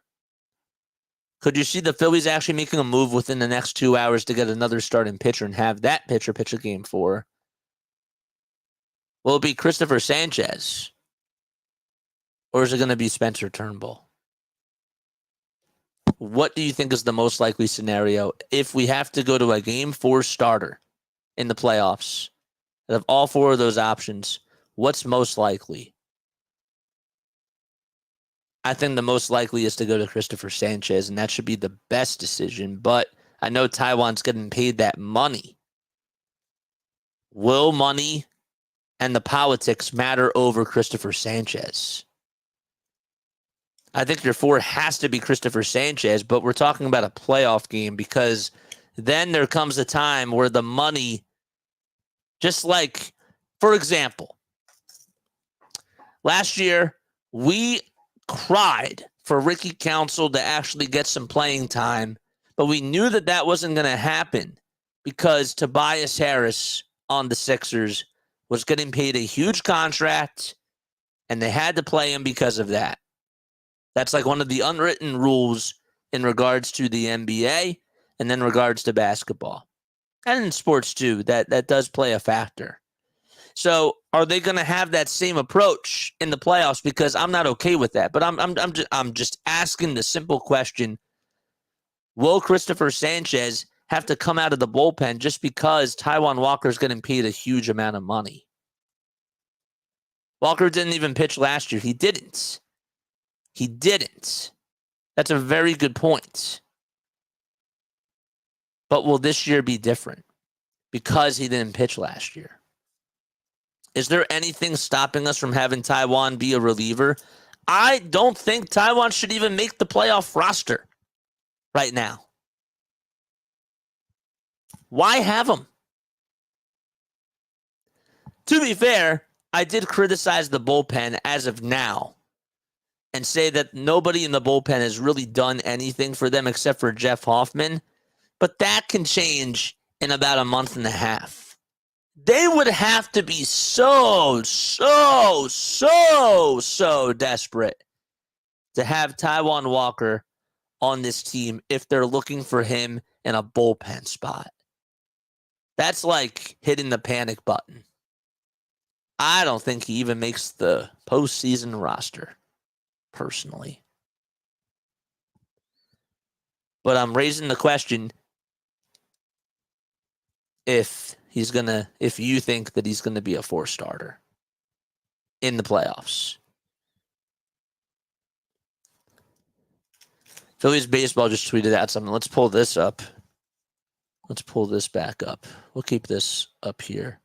Phillies baseball just posted this. Dave Dombrowski in about 5 hours. Last edited about a minute ago. Well, we have Walker coming back from the IL soon. We really like Taijuan. That's basically a deadline move for us. We're really content with where we're at. Money should not be a thing. The love of the game should be what keeps you motivated. Definitely. But sometimes, unfortunately, it's a business as well. And with the way that things are run now, and I'm not saying this is right or wrong, if the players aren't happy, the organization's not going to be happy because guess what? There's money tied to that. And when money becomes a part of the conversation, it's unfortunate. Actually, we don't really like Taijuan, David. Yeah. Basically, yeah. We really like Taijuan. Let's highlight that.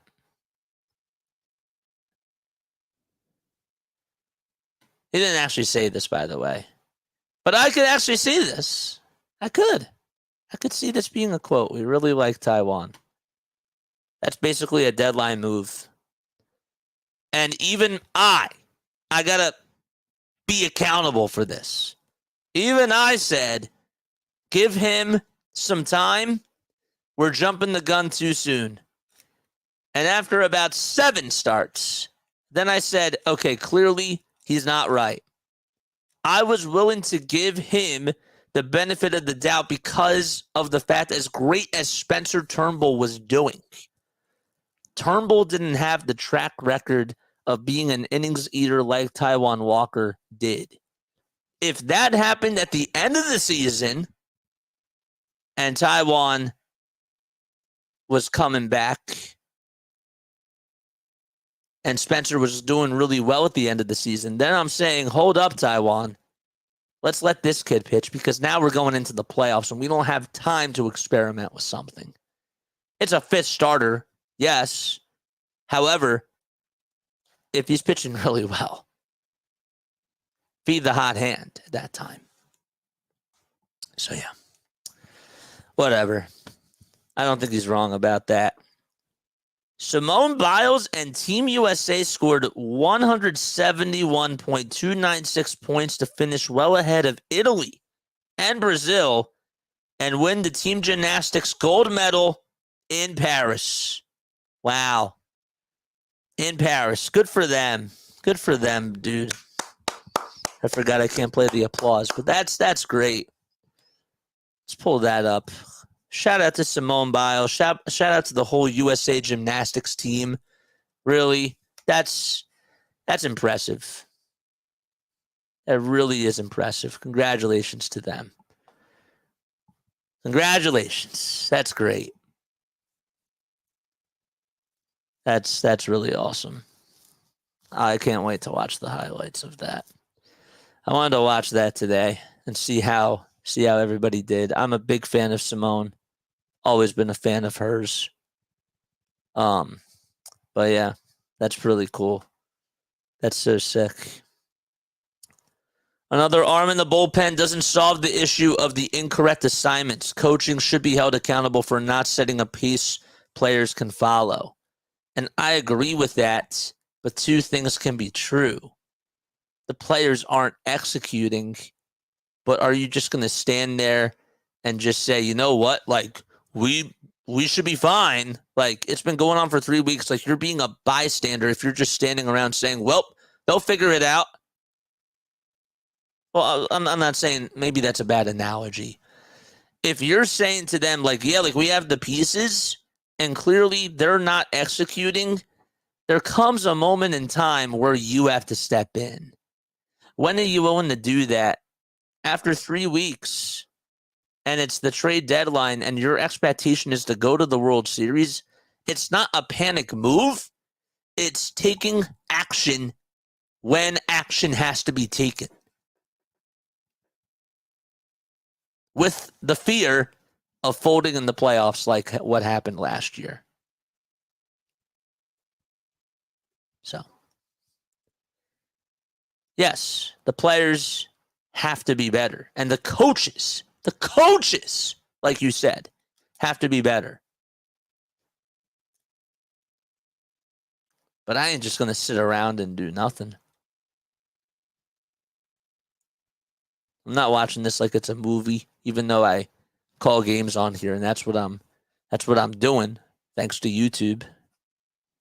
And thanks to everything that I've had that have been really, really fortunate for me, you know. But that's how I feel. Don't confuse motion for progress.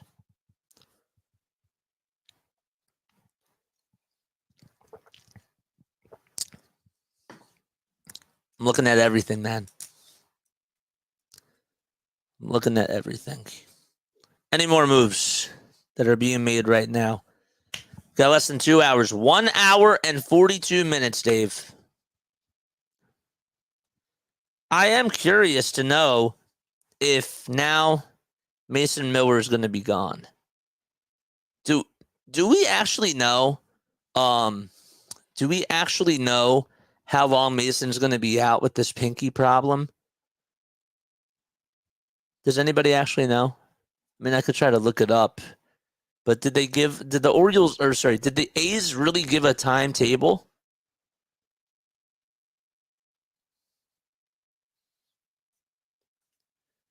Gerrit Cole just also posted something on Twitter, and I kind of want to look at this too because he's not pitching tonight in case you are tuning in. We just got a report from here. Chris Kirshner just tweeted this out. Gerrit Cole said he doesn't expect to be placed in the IL. Not an arm issue, but just wasn't recovering well in between his last start. Could pitch in a few days. He's not scheduled to take any tests. I did see another tweet, though, that was posted from where is it? Maybe it's the latest. Yankees on scratch and Gerrit Cole. Okay, no, that's not it. Sorry.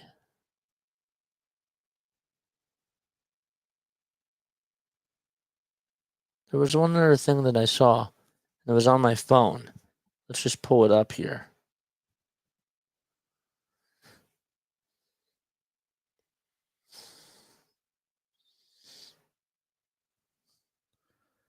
Who's pitching instead of Cole? Warren. Corin's okay. Yeah, Greg Joyce thinks he could potentially start this weekend after getting a few extra days. Okay. Cole said he just hasn't recovered well since his last start. Yeah, it's weird. It's weird that they pulled him this late, so.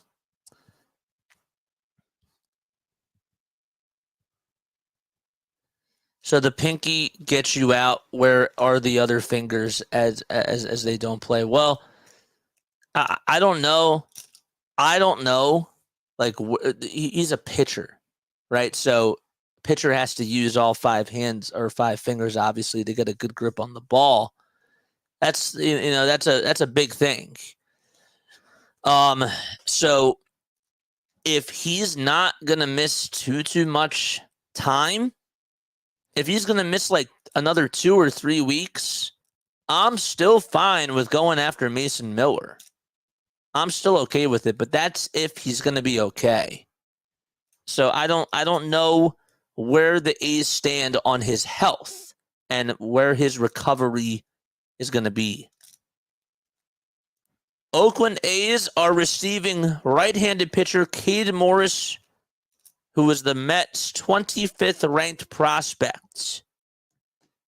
Pinky is huge for holds and pitching. Yeah, it is. It is. And that's a legitimate question, right? Because I'd be still curious and I'd still be down to do it. But now the question is, A, what's the value? And B, most importantly, I probably should have put this in reverse order. A, when's he going to come back? Because if he's not pitching this year, then, of course, you're not going to go for him. But A, when's he going to come back? And B, how much are we going to have to give up for him? Because now, when he's fully healthy, fine.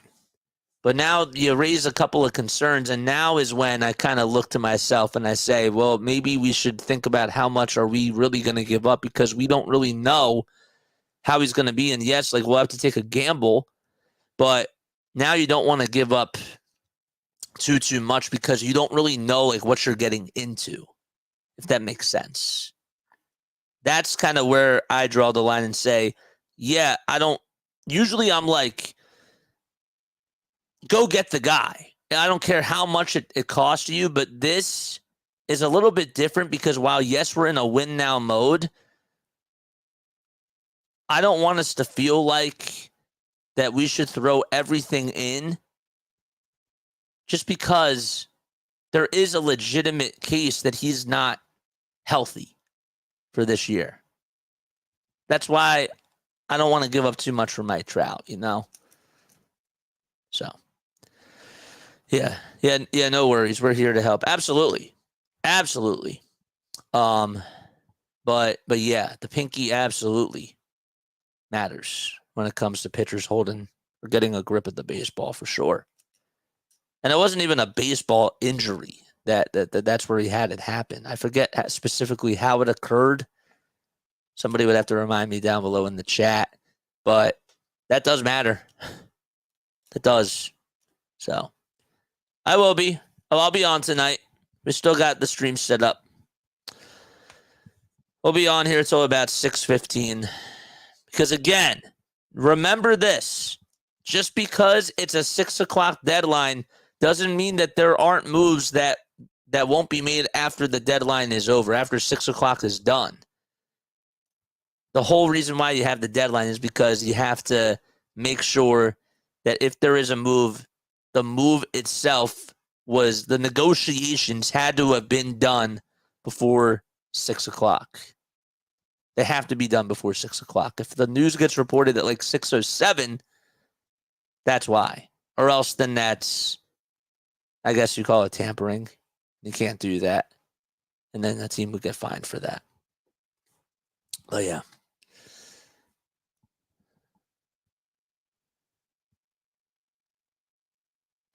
This is interesting. Obviously, Gerrit Cole isn't getting traded, but if the Yankees did trade him, what would they get? Who would they get in return? I don't want Gerrit Cole. I know. I don't want him. I don't want Gerrit Cole. I'll take another Garrett Crochet. I'd be more into doing that. I'm not saying that he would fix everything, but I would be more down to get Garret Crochet than Gerrit Cole, if given. Again, if you want to tune in, you're more than welcome to. Tommy Edman got traded to the Dodgers? Wow, that happened a while ago. I must have been sleeping when that happened. All right, if you want to join the StreamYard, you're more than welcome to do so. Come on here. Give me your thoughts about the Phils. And again, if I have to cut you off, I do apologize. We got 31 people tuning in. 31 likes. Let's go. Let's get to 31. I don't know how many likes we have on here. You're more than welcome to donate to the channel as well. We'll be going on at 6:40 to do the game. Yes.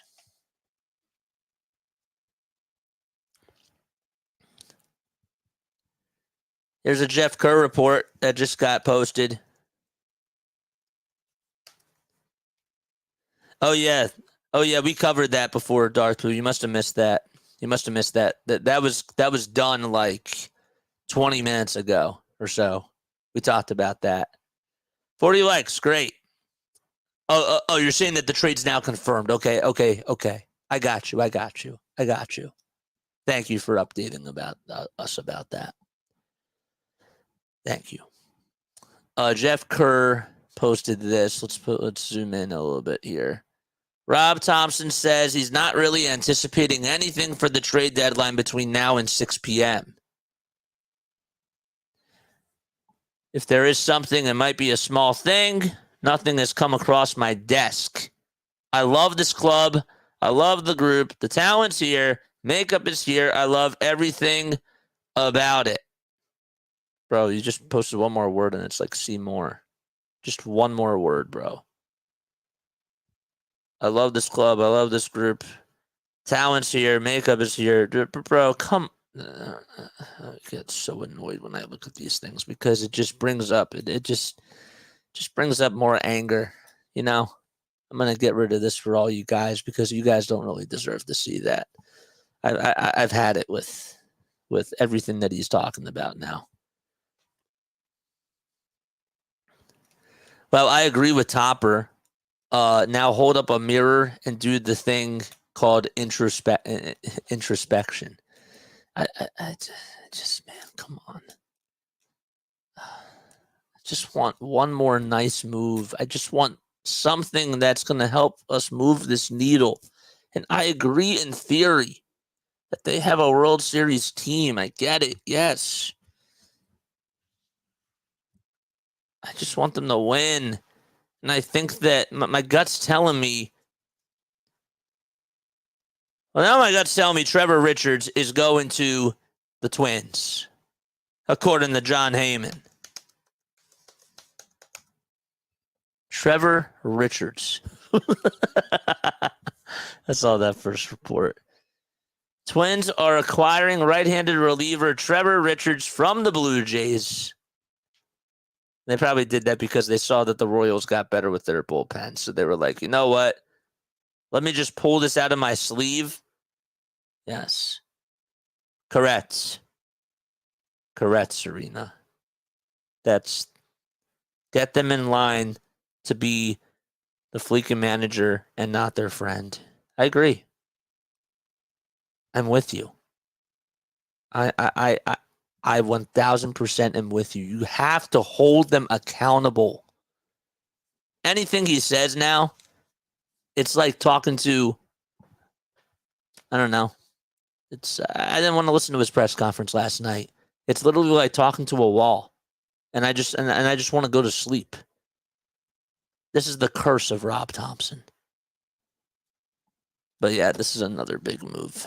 Trevor Richards, let's look at his stats, shall we? Look at his stats now. Trevor Richards. Wait, hold up 1 second. Let me see this, because I don't always know if I can find this right.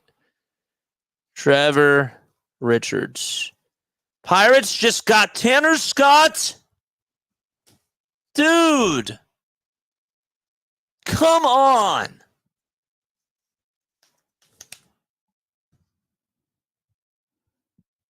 Tanner Scott.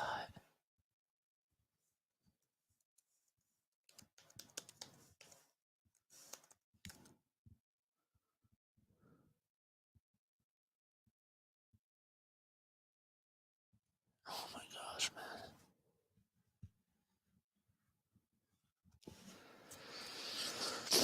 Oh, man. Tanner Scott. Who did they give up? Still pending medical review, though. So unless something happens, something crazy has to happen. Tanner Scott. I was just going to look up Richards' stats. Tanner Scott, man.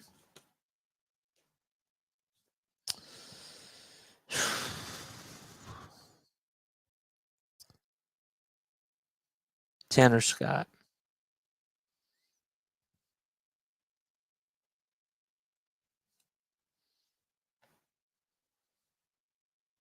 Tanner Scott.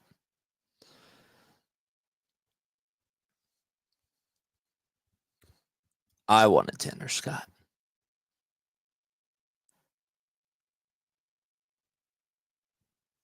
Tanner Scott, dude.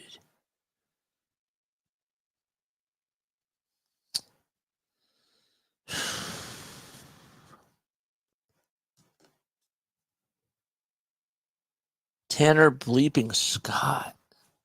Gosh. Oh, man. That puts something in my skull.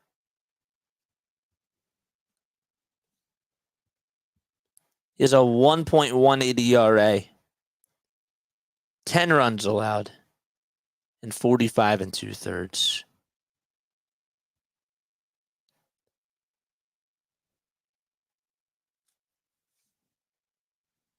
Tanner Scott. Check out Jose Canseco's tweet. Let's see what happened there.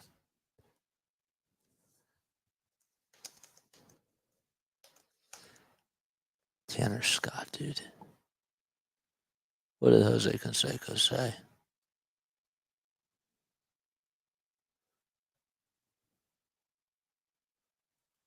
The Oakland A's are finalizing a deal to acquire free agent Jose Canseco per Jeff Passan. Bro, what? Bro, I can't even laugh at that right now. It's funny. Tanner Scott. Jeez. It is funny. But man, I wanted Tanner.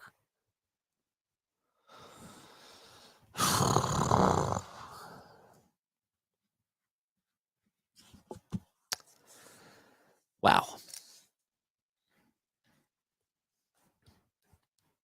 Nothing. Tanner Scott was one of my highest guys that I wanted.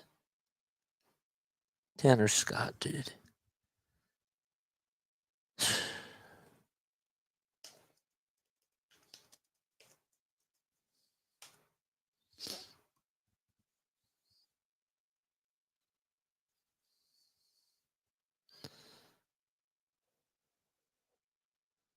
.118 ERA and 45 2/3. Bro, now I have to look at this guy in brown and black pinstripes. Brown and yellow pinstripes for white and black. Could have been a part of us, dude.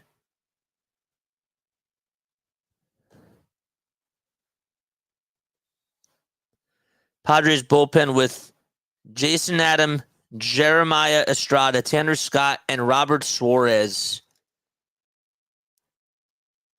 And yet my team is doing nothing.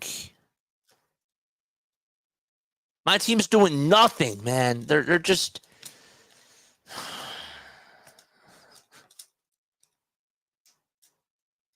I love our players. I do. It's on them to execute, but we need help. Jeez. They got Dylan Cease, Luis Ariz, Jason Adam, Michael King, Kyle Higashioka.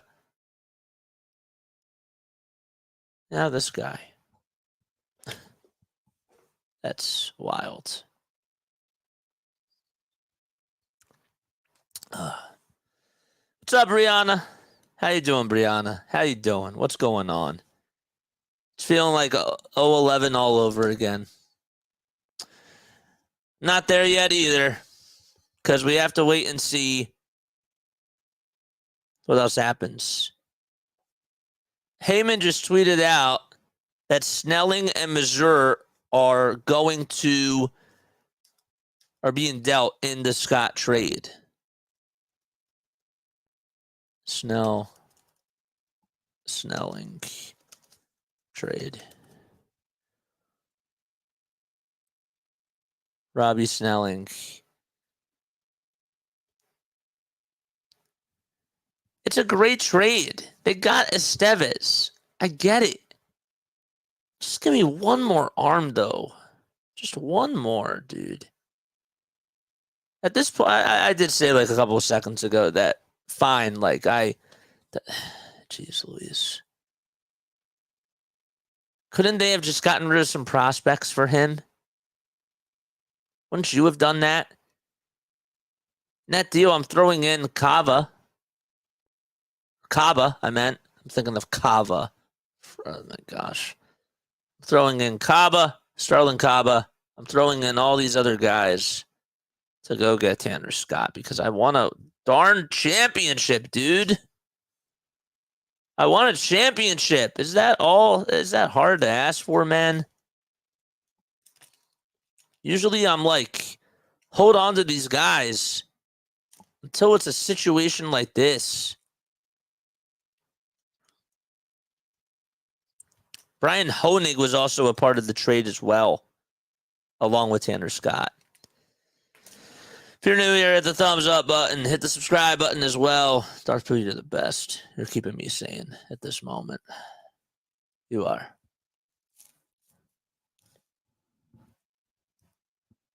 Tanner bleeping Scott, dude.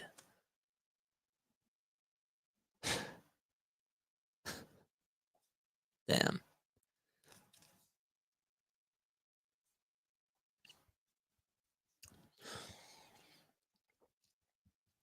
Great.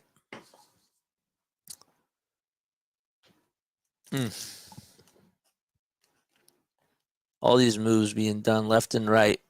Teams are getting better. And yet, what are we doing? Just relying on the pieces that we have. And while in theory that is what you want, you literally said that you're going to go out there and give up the farm, essentially, for a big splash. I've got to hold you accountable. This team needs help. They need help. If they don't produce, well, that's on them. That's also on you too, because you said that you would make the team better. And you go out there and get another piece. And you're not doing that, man. And I hate being on Dombrowski. I really do. He's been doing an incredible job. But right now, I'm not happy.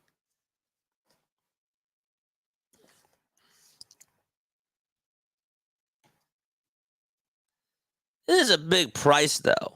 Tanner Scott and Brian Honig for Robbie Snelling, Adam Mazur, Graham Pauley, and Jay Bashirs. It is a lot.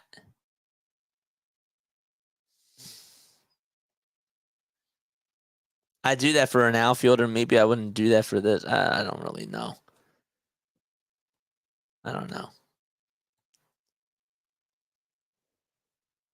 We'll get someone, I hope. I do. I'm a decent producer, Law. Keep me on the side stage for jokes.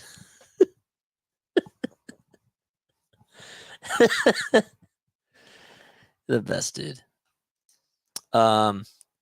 Braves and Phillies about to do something crazy last minute, says Long Ball McLovin.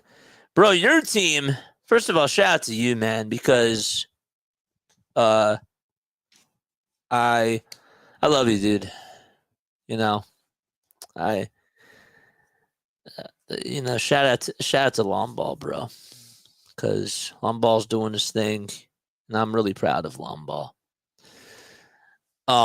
Your team is looking like it's rebuilding that 2021 roster, except they don't have Freddie, and they're still missing Will Smith.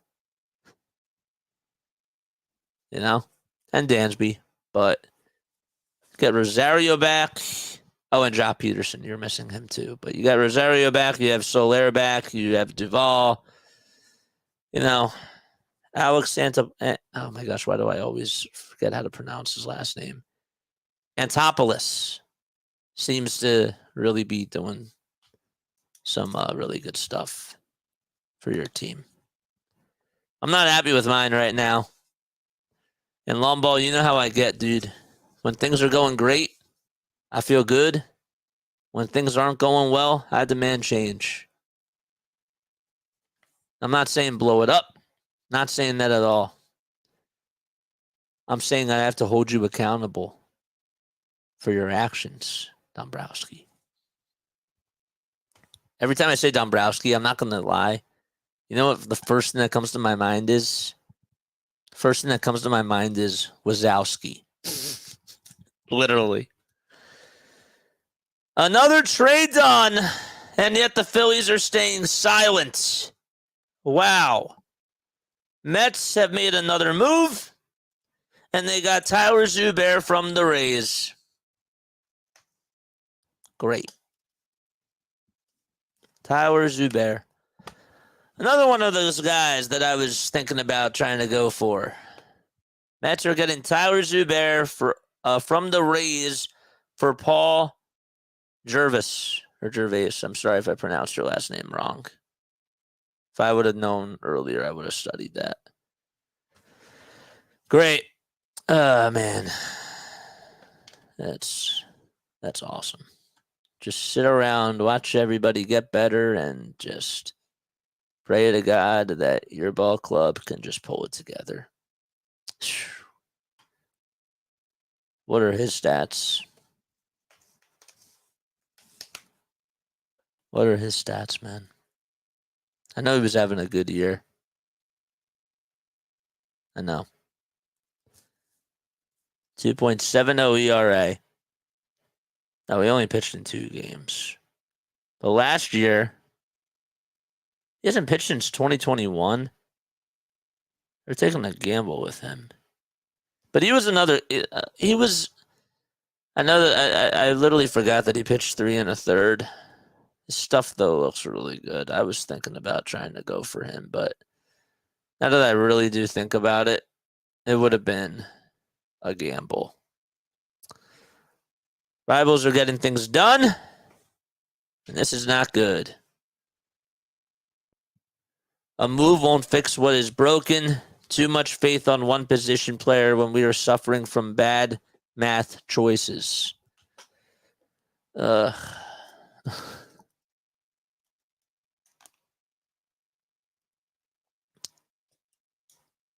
of it is you are correct. You're right in theory. I just want to be mad about something. I just want to win. I just want to win a World Series. I don't like the fact that we're standing by and watching these other teams make moves And yet we're doing nothing. Nothing. This makes me feel worse. Really. We're going to get like Juan Soto at the last minute. Dude, if the Yankees get rid of Juan Soto,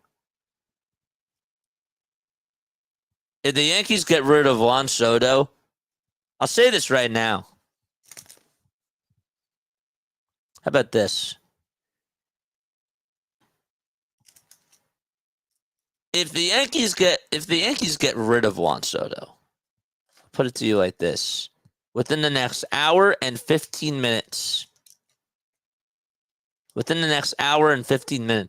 not saying if it's reported within the next hour and 15 minutes. And he goes to a team. I will. What should I do? I had something in mind, but now I lost it. What do I do? I'll go jump in a river, says Lomball. In a van down by the river. Yeah. What do I do? If the Yankees trade Juan Soto in the next hour and 15 minutes, I have to do something crazy. Ideas in the chat. My producer, come on. There is literally zero reason to offload Juan Soto. The only reason, and it's not really a reason, it's not really a valid reason, he hasn't signed a multi-dollar extension yet. So maybe they think that he's not going to resign there and that they want to try to give him some value. I'm not saying that that's the right reason to go for it. Go skydiving. Soto for Harper. Juan Soto for Gregory Soto. We'll trade Juan Soto, for another Soto. How about that? Pour milk all over your head. I kind of like that. I like that. I like that. If Juan Soto gets traded within the next hour and 13 minutes, I will pour milk over my head. Deal. Doesn't mean I'm going to do that tonight. That would mean that I'd have to do it before my next cast tomorrow. I'd have to do it. Yes. I will pour milk all over my head. If Juan Soto gets traded, it has to be before 6 o'clock. If it happens even after 6 o'clock, I'm not doing it. Even if it was reported at 5:55, I'm not doing it unless it is done before 6. Now, why am I doing that? Because I'm trying to be precise here. So that way, if in case something does happen, people don't get things misconstrued. They got to go back to the tape. That's part of the contract. So if it is reported by Ken Rosenthal, John Heyman, or John Morosi, or any of the top-tier baseball writers, the senior writers, before the 6 o'clock deadline, I will pour a carton of milk over my head and will make a donation. Okay? To a foundation. That's the deal. All right. Has to be done, though. Written and reported before 6 o'clock. I hope the Braves get one starting pitcher in the next hour. Please, Garrett Crochet. We better make a move. I'm with you. Let's go back to Twitter. Let's see. Rob Thomson did have something to say. And I kind of wanted to go back to Phillies Twitter for a second.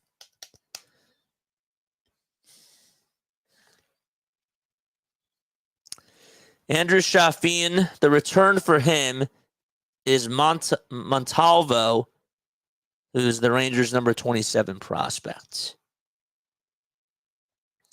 Phillies get a toaster for executive lunchroom from the Citizens Bank Park kitchen. Come on, Soto ain't getting traded. I'm just saying. I am making a promise.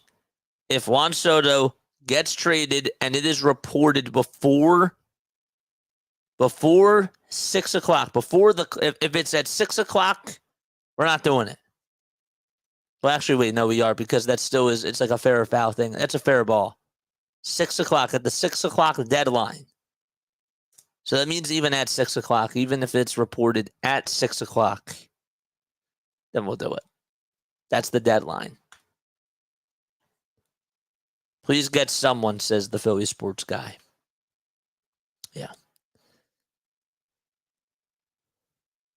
Bro, the Marlins probably have not a lot of guys on their roster for tonight, now that I really think about it.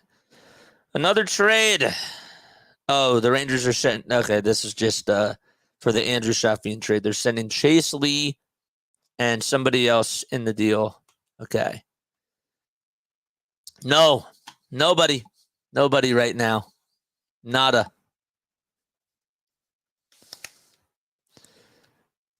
How do I feel about the Soler trade? For my ball club, I don't care. I care about my team. But in regards to a baseball fan perspective, good for the Braves, man. They got him back.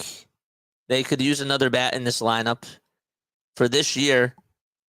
The problem is what's going to happen next year. Is he still going to be in the lineup? Because then when you go down the road, he's going to have to be your primary DH.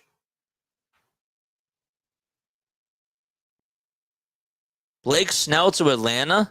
You're kidding me. You're kidding me. You're kidding me. I trust you. Blake Snell.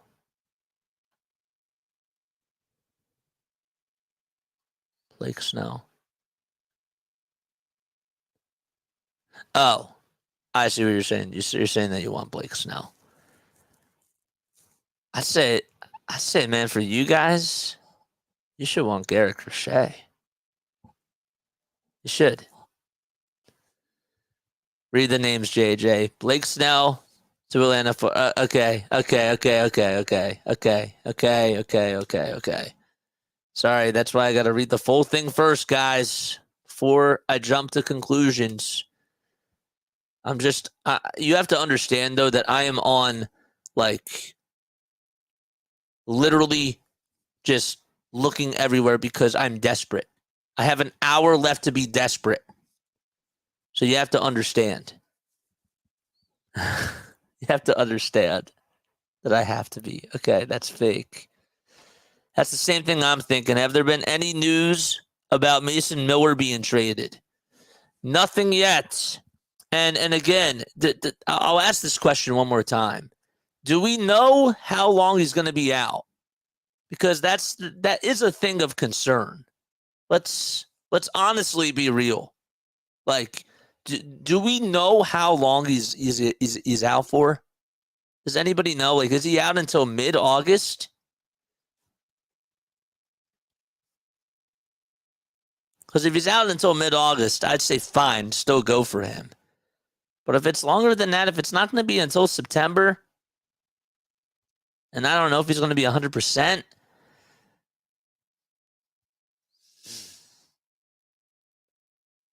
I don't know. Strider said he wants to come play for the Phillies. Yeah, I think Longball would tell you that is incorrect.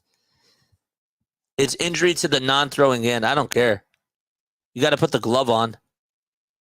You still got to field with the other hand. That still concerns me.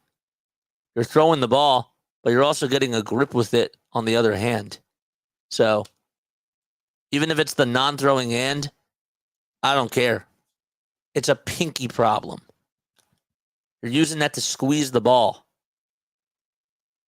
and catch it.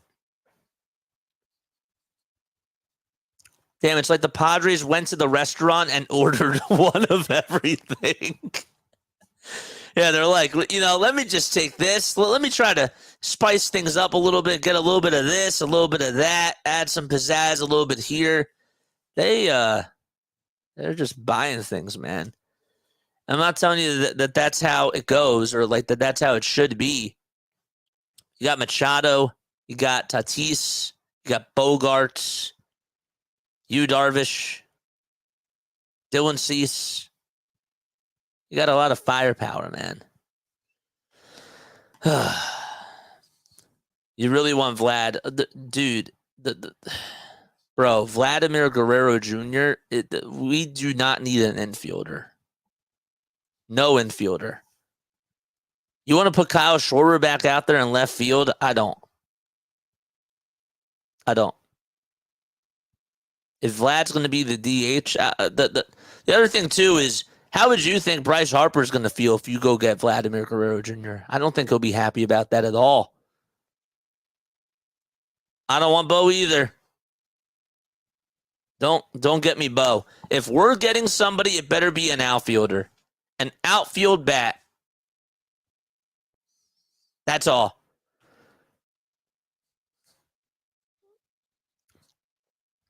Bro, Jason Stark just tweeted out the Marlins were playing postseason games 9 months ago. They're now doing more selling than even the White Sox are. Oh, I forgot. Yeah. I don't want a shortstop, dude. I don't want any infielder. I don't. None. I'll keep Bryce and Stott. If our focus is on second base or a middle infielder, that's not good. That's not good. Great Jim Salisbury believes the Phillies should focus on pitching before the end of the trade deadline, says Anthony Gargano. I don't know. Robert Jr. would be nice. Yes. Yes, he would be really nice. Come on. Again, if you guys want to come on here and join the party and give me your thoughts, please. Here's the link. All right. We took a couple of phone calls earlier. And if you want to come on, please let me know. And just click the link and just join. I just thought Crochet would send a message to the fans and the players that we are all in for real. We're in it. But Luis Robert would tell me that they're in it for real. That's what it would tell me. I will say, the Carlos Estevez trade looks really good compared to Tanner Scott. Bro, they gave up a haul for Tanner Scott. We didn't give up that much for Carlos Estevez.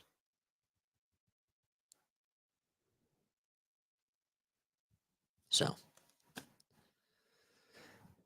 is Pete Fairbanks still available? How's Pete doing this year? Let's look at his stats.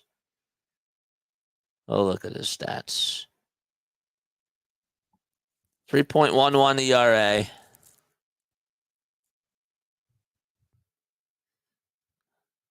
One strikeout last time. One strikeout the time before that. It's been okay this year. It's been pretty good. I'd take Pete Fairbanks. I know he's 30 now. He's getting up there in age, but hey, man. Another righty. I'd take Pete Fairbanks. That's a good move. Sure. Absolutely. Absolutely. Definitely. I think it's time we face the fact that Dave isn't going to get us anywhere. But see, the thing is that I also have this gut feeling in the back of my head that something's going to happen at the very last minute. Got to get Miller. At this point, I will take Luis Robert Jr. as the number one priority over getting a bullpen arm. At this point, we have an hour to go. if they get Luis Robert and prioritize him, that's fine with me. As much as I would like another bullpen arm, the more important position now, because they addressed it with Carlos Estevez, is to go out there and get another decent hitter. That's the number one priority now. I'd be happy if they got another bullpen piece, but I think it's more important that they go get another bat. We should get Robert. Yep. That should be the number one target right now. Luis Robert Jr. Bellinger's not going to go anywhere. Ryan Reynolds is not going anywhere. Brent Rooker, if he's available, I'd take it. I'd still take it just because of his bat and because I know that he can play left field. Now, he's not as bad as Schwarber, but he's not like a stellar stud outfielder. But he can play the position. You know, it's not the worst thing in the world. You're getting him because of his bat. But he can at least somewhat be average in the outfield. But, yeah.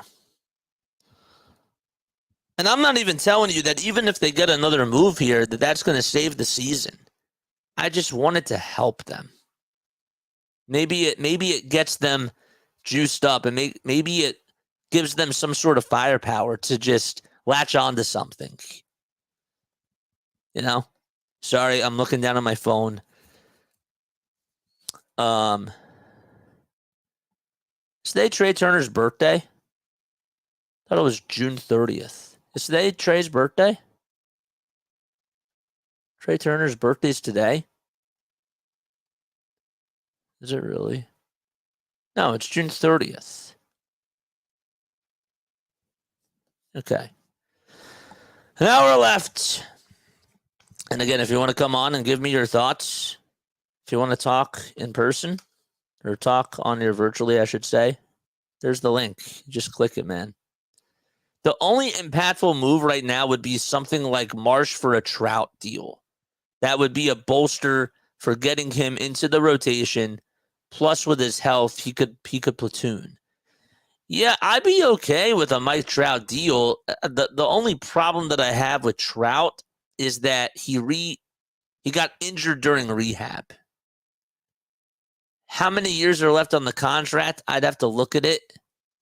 But that's the type of deal where, yeah, you got to look at the now, but you're going to have to give up a lot for that. Unless you can just fleece the Angels again. That is like one of the only deals where, because you're going to have him for a little bit of time and he's on a big contract, you probably are going to have to give up a haul for him. Marsh back to the Angels. That's not real, is it? No. I didn't see anything reported about that. And we're keeping our eyes and ears on everything. We got an hour left, man. An hour left. Yeah, nothing else new on Brandon Marsh.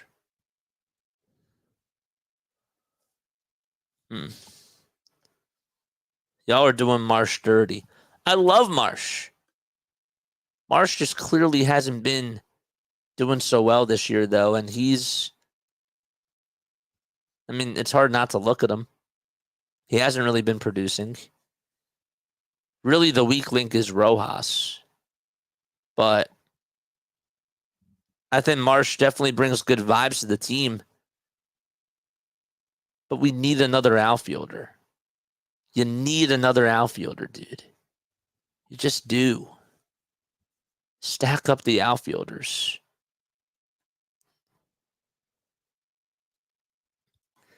And if you trade for Mike Trout, then I'd say probably, yeah, Marsh is going to have to go. Yeah, easily.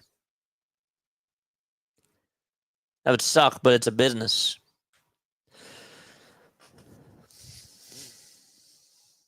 The bullpen is stacked on paper, but yet if you've been watching the games, the bullpen has not been doing well. And it's been over 3 weeks as a whole.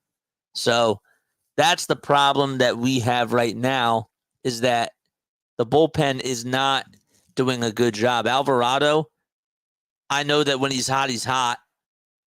And Darth Pooh would disagree with me, but I know that there's something in there because I've seen a really good Jose Alvarado. I have. I've seen very, very dominant Jose Alvarado. Fired up 102 miles per hour on the four-seamer. The cutter would look really nasty at times. I've seen that, and I'm willing to take a chance on it for sure. Strom overall has been doing a good job this year, but he's been really struggling as of lately. And the fear is, while, yes, the bullpen should be able to bounce out of the slump, you can never have too much pitching. So I just think now, with less than an hour to go, the priority should be outfielder, because at least you got somebody else in the bullpen.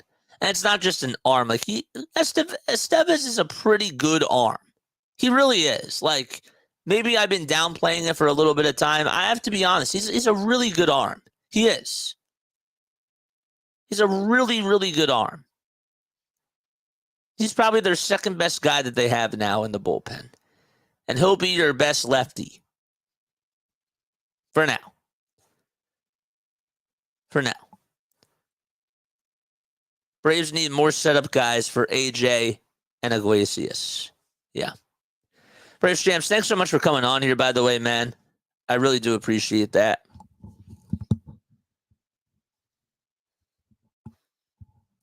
Means a lot to me, dude. We welcome everybody on here. Jack Flaherty to the Dodgers. Is that real? Blue Jays have no plans to trade Vlad Guerrero Jr. or any other big name under control beyond this season, according to Feinsand. For those who wonder whether the Blue Jays, yeah, okay, so that's Mark Feinsand. They're talking about it now on MLB Network. That's what they're talking about. Don't forget, if you want to come on, I'm going to drop the link one more time. One more time, man.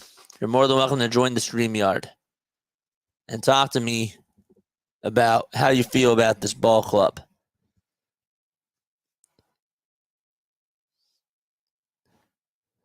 Jack Flaherty.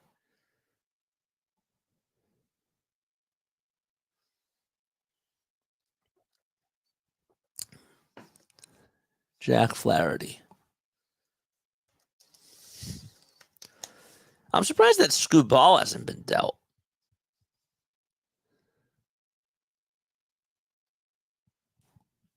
One hour remains until the trade deadline with two of the biggest starters on the market, and that's Crochet and Flaherty of the LA Dodgers. Dodgers continue to be engaged.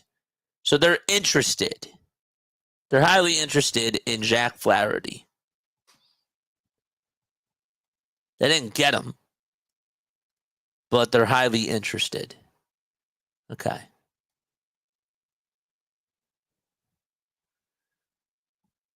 Jack, I don't really know if he's a big game changer.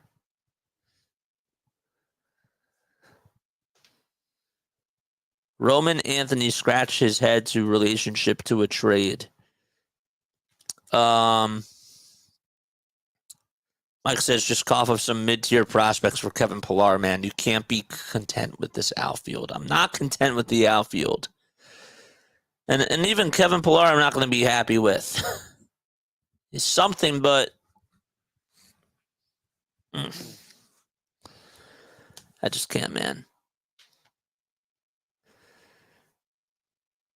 Phillies was said Nola on the mound Tuesday night. But, bro, this is bad timing for these types of tweets.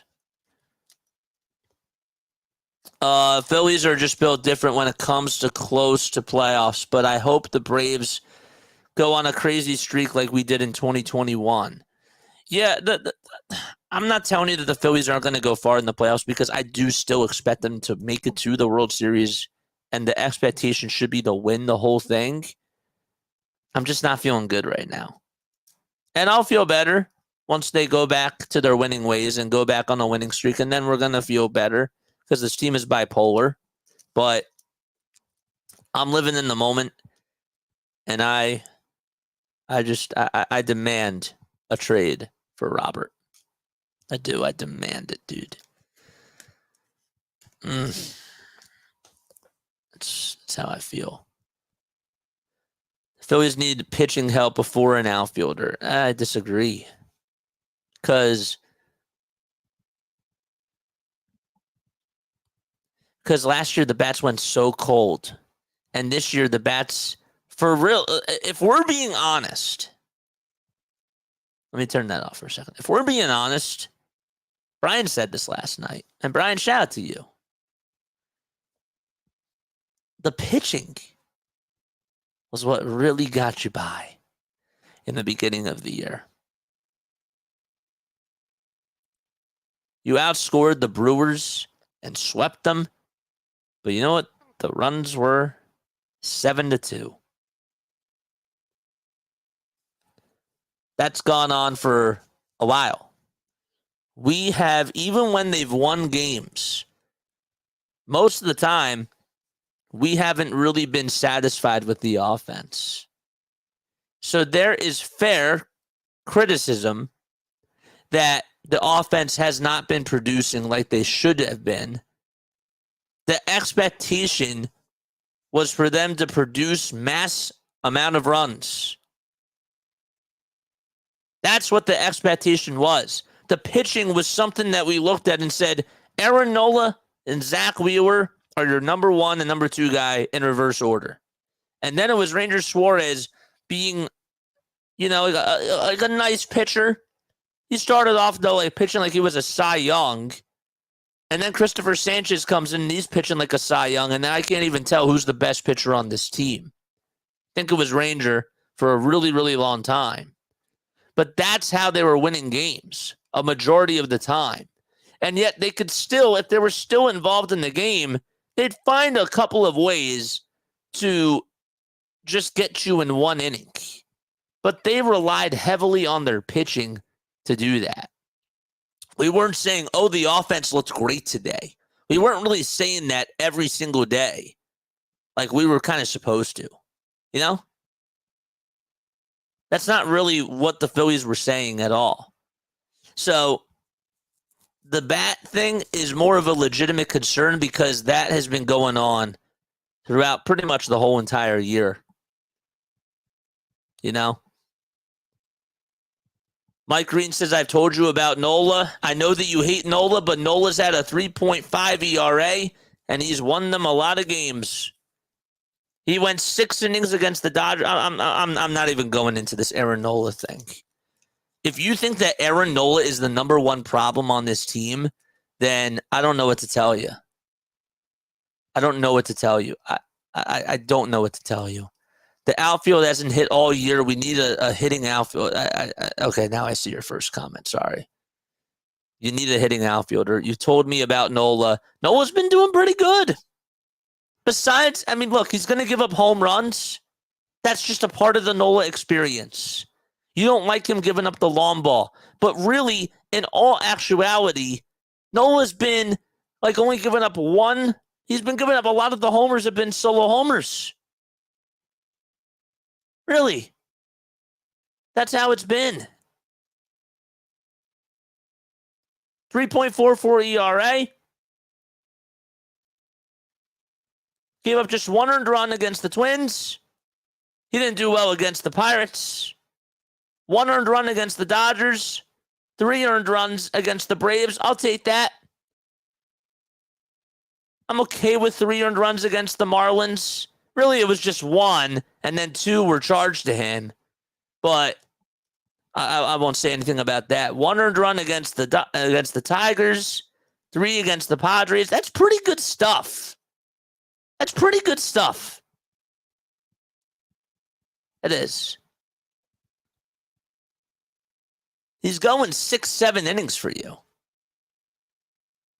He's not the problem. Pirates have acquired Brian De La Cruz from the Marlins.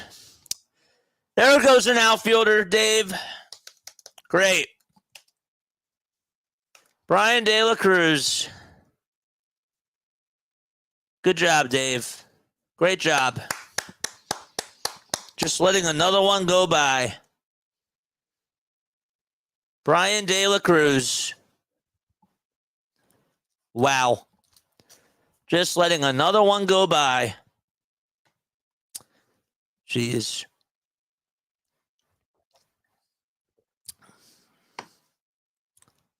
Pirates. Great stuff. I would have loved Brian De La Cruz on this team. He was one of my dark horses.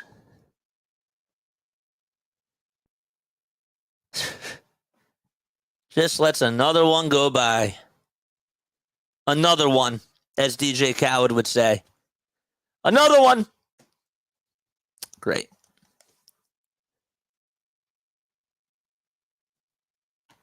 You're just sad, JJ. Sorry about that. Hey, man, it comes with being a fan, you know?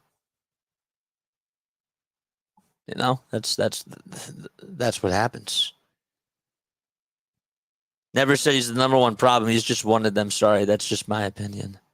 No, he's not the problem, though. He's not the problem with the pitching.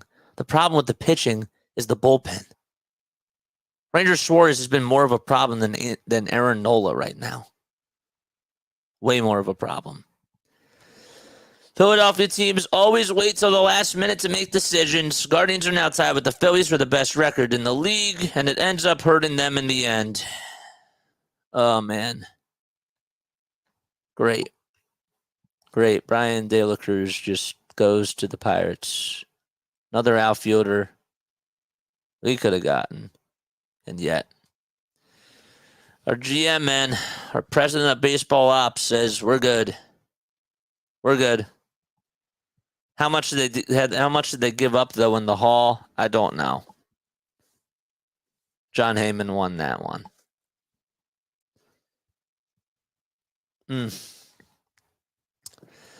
43 minutes and 40 seconds. You want Luis Robert? I would have taken De La Cruz, man.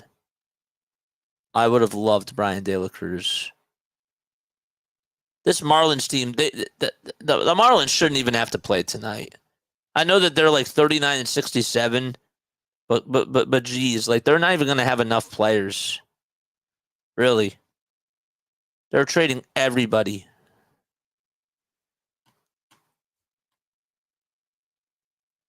I know that you said Dave is done, but it's no fun. It's no fun if I end this early. I have to put myself through this and wait until it's official.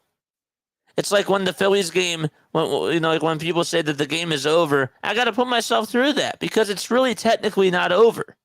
I'm doing the same thing here because there's always A, that what if factor, and B, it's not over. It's not actually over.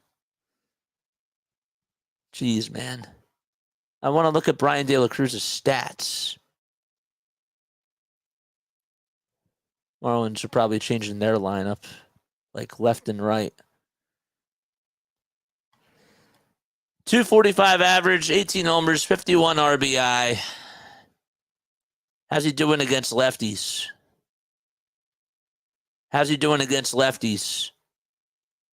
270 at average.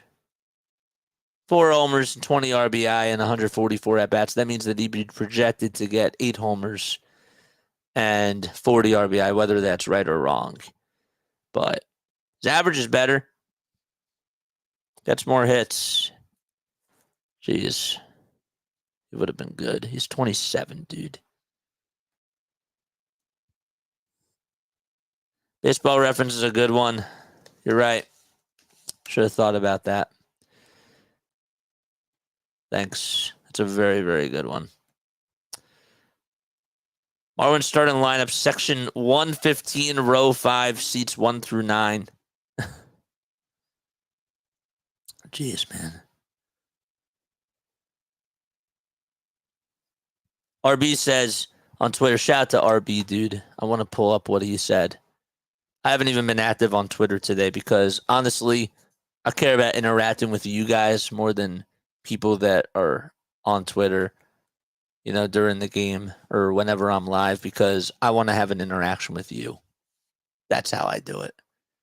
But RB did say, I don't know why I brought that. I brought that up because I would be posting on Twitter more if I wasn't doing this, but here we go. Hope everyone is happy that the Phillies didn't make any more moves. Can't give up any more prospects. Am I right? 2028 is going to be a special year. So he agrees. He agrees about that. I actually thought that he would feel the same way. But yeah. Row 5 will be empty. I can't believe that De La Cruz is gone. I really can't believe that. Jeez, that is funny. He's not wrong. He's not wrong. You have all these assets. This is when you get rid of them, bro. This is torture, dude. This really is. Come on, Dave.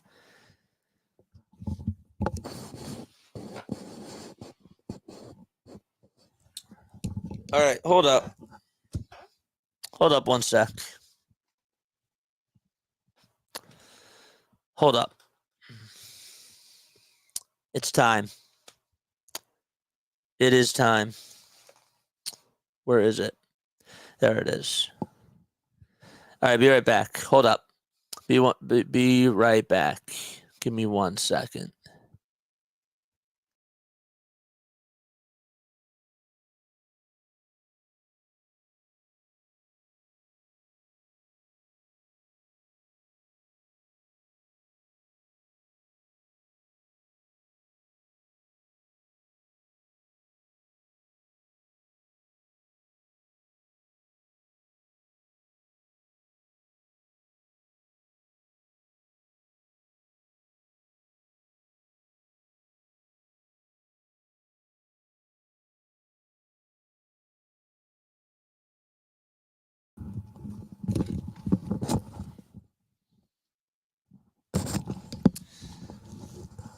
Guys,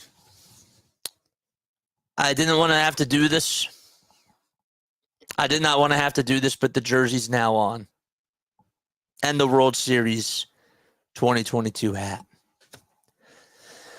Now it's business. Now it's business. Let's see if this brings us any sort of luck. We have to change up our game plan, We got to help a brother out.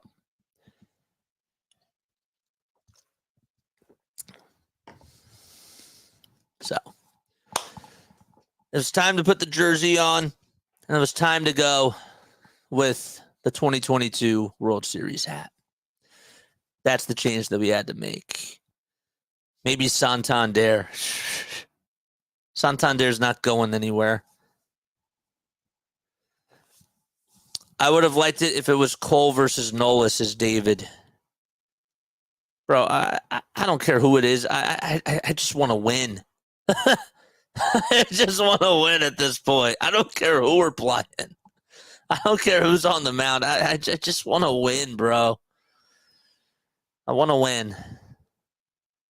Dombrowski, we got Taijuan Walker. Brian, I had to put the jersey on, man. I had to put the Phillies hat on. You know I had to step up my game, bro. I had to step it up. I had to come up and produce, and I didn't want to have to do it. But now I'm on life support to do it, man. I am. I have to. I had to do it. Had to. And again, if you want to come on, I'm going to post this again. Click this link in the live chat if you want to come on and talk to me. Okay, if you like the chat, that's fine. But I'm opening the floor up to you guys. I am. But yeah, Brian, you know I had to do the jersey. As much as it's hard for me to put this thing on and to put this hat on, I had to. Had to do it. Respect the jersey and respect the cap.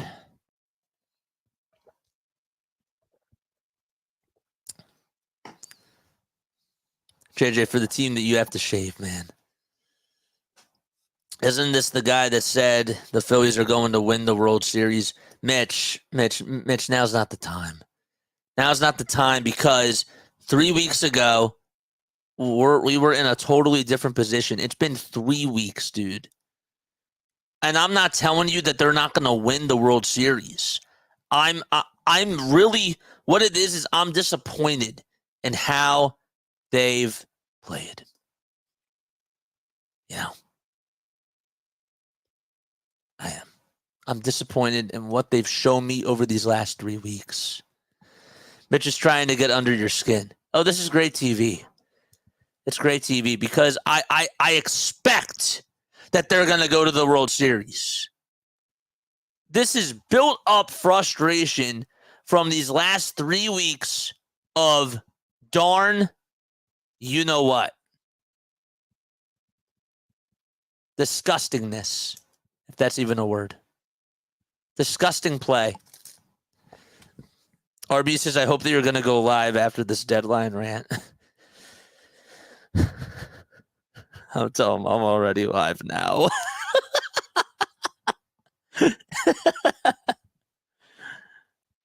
But yes, after this, we are doing the Phillies game, and then we'll have a deadline rant if nothing happens. Precious Achua has signed a new deal to return to the Knicks. Wow. Jeez. Wow. How about that? Not anything baseball related because my GM is fine with this outfield right now. And I'm not fine with it. I demand for change. But yet my GM's like, nope, everybody's fine. Everybody's cool. Everything's not fine, Dave. It's not fine.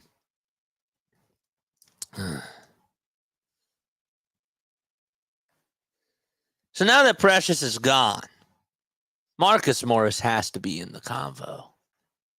He has to be in the convo for the Sixers. I can't even think about them, dude. I'm all in Phillies. I know we talked a little bit about the Birds before. But yeah. Should try and get Cody Bellinger. Yeah, I don't think that the Cubs are going to try to get rid of anybody. I think that they still think that they have a shot, that they have a window to try to get something done. I don't think that they're going to sell. So, yeah. No moves. Yay. Yay, says Danny. Yay, no moves. I don't want a guy named Precious anyways. I like Precious, though. Not another lefty. I'm fine. Dude. At this point, Mike, at this point, you need a bat. At this point, you need a bat, dude. It doesn't matter who it is. You need a bat that can play in the outfield. I don't care who it is. Pirates are finalizing a trade for Isaiah Kiner-Falefa. Bro, MLB trade rumors has really been where these things are first getting reported. Isaiah Kiner-Falefa. Isaiah Kiner. I can't even spell. Falefa.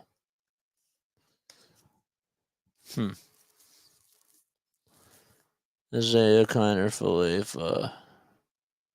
I spelled it wrong. That's supposed to be this way. All right. Jeff Passan. It's just on the news. Pirates are finalizing a deal to acquire Isaiah Kiner-Falefa from the Blue Jays. There's another move that goes by. I didn't really want Isaiah, though. So. I am getting desperate now. I am. I'm definitely getting desperate right now.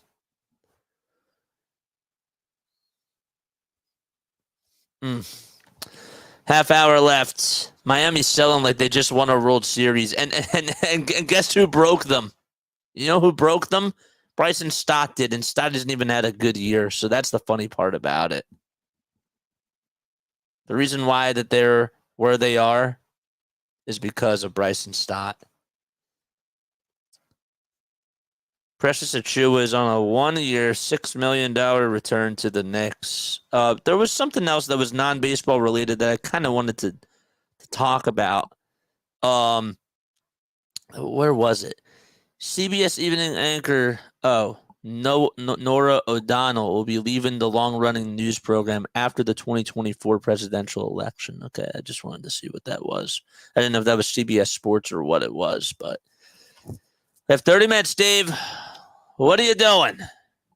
Bro, I offered to go get you coffee. I offered to, to get you stuff. Posted on Twitter for a while.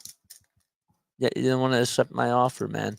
I gave you things on a silver platter because this team, these fans are clearly not happy with this team right now.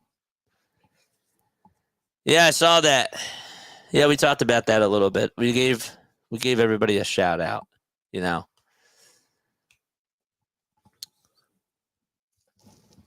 right. 30 minutes to go. There are 30 minutes left until the trade deadline. We all know. Great. What else is new? What else is new?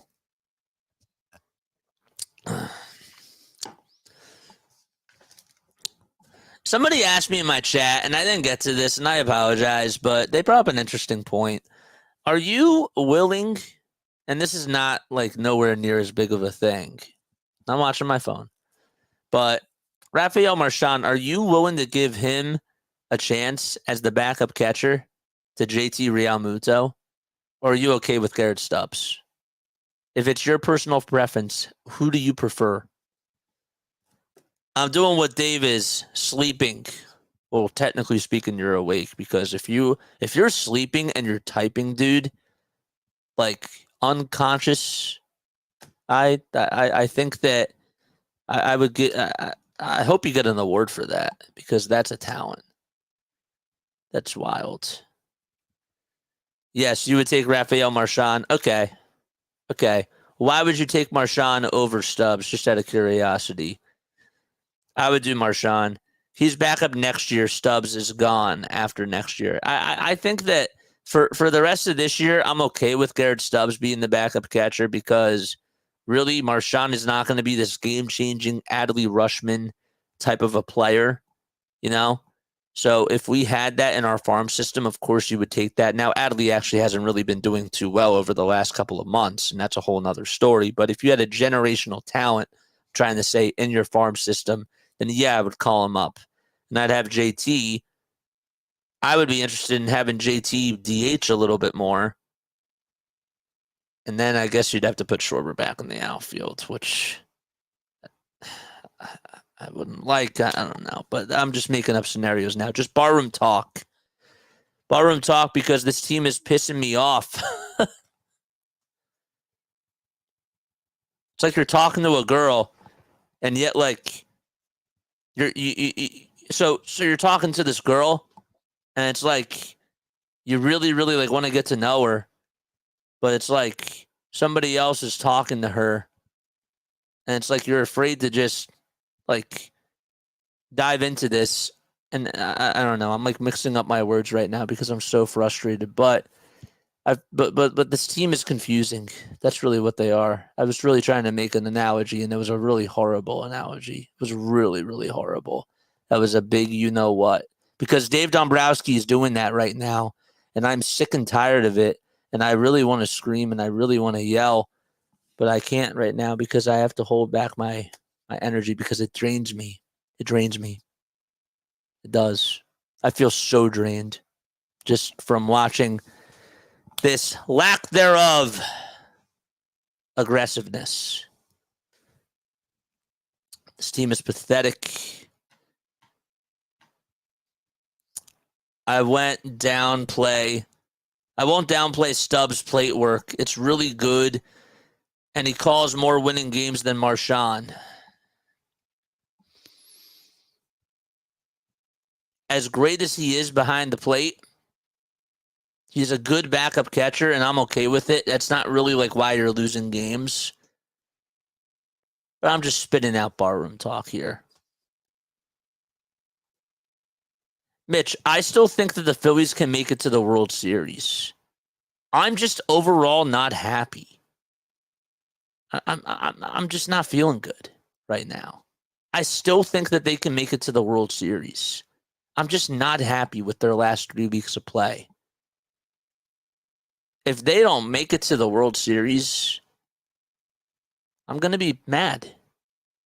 If they stay put and still don't go to the World Series, I'm going to be mad. They do have plenty of talent. They do, but they need help. And the talent as well has to get out of the rut that they're in.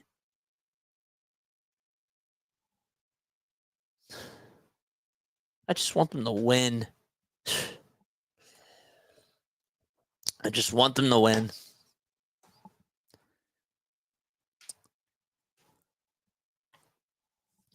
Sorry, I'm about to say something. JJ, you need laid to get rid of anger, build up. Sorry. Yeah, man. I mean, I've gotten rid of a lot of stuff. I mean, like, what else can I really do? You know, I'm not naturally a yeller. I'm not naturally a screamer, so it does take a little bit more out of me. It does.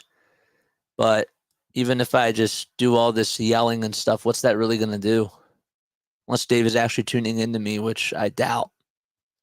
If he is, hi. Get back to work. Watch Dombo pick up someone like a Vogelbach. Yeah, thanks. Halftime. What's up, Halftime? Rob needs to learn. By the way, go subscribe to Philly Halftime if you haven't done so already. Rob needs to learn how to pull a pitcher and stop letting them try to fight themselves out of it. Halftime, here's where I disagree with you. Because in theory, yes. Has the bullpen done enough, though, is the question. Are you satisfied with Gregory Soto?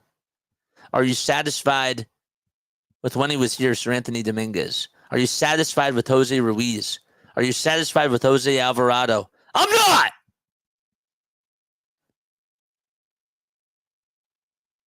There you go. You got a reaction out of me.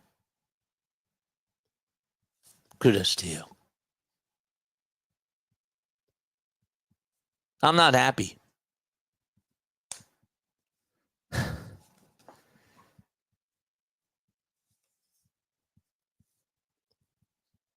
I'm not happy.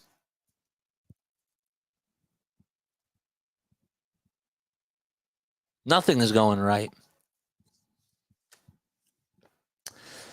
What else? Any more news?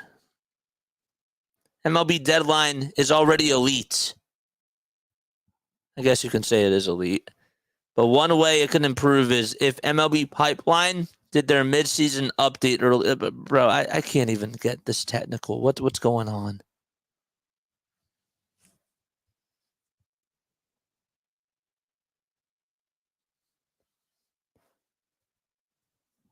What else do we have? Do we have anything else going on with us? Anything? The only MLB team to ever go undefeated in the season was in 1869.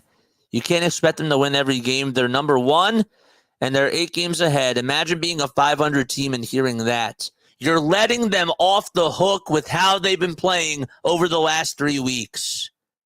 Great. They're the best team in baseball. That's nice. That's great. These last 3 weeks have sucked.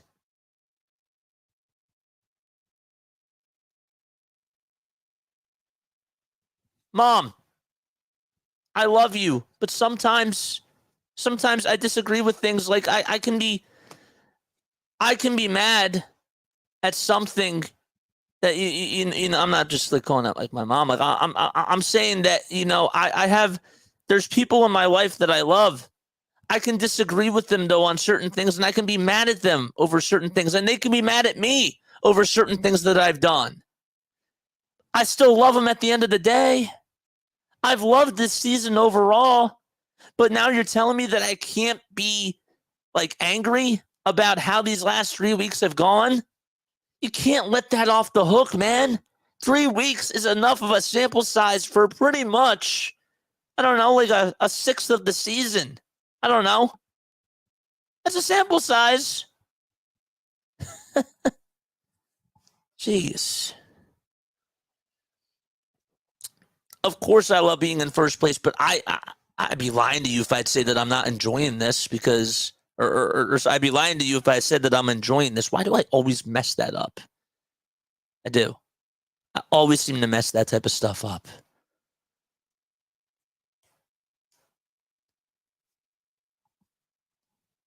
But yeah, I'm not enjoying this. I'm not having fun. Who really is? Who likes it when their team is just losing series after series? And they're not just losing, like they're getting owned. As I said with yesterday's game, they got pantsed. It's not fun. It's really not a fun one, man. We're not blind. We know ball. Not good enough. Over these last 3 weeks, it has not been good enough. Not good enough. See, this is where I go against the Pozidolphians. Because that's really being blind. I don't really like to call them Pozidolphians. Like it's really more so of a blind witness type of a thing, you know? That's all I gotta say.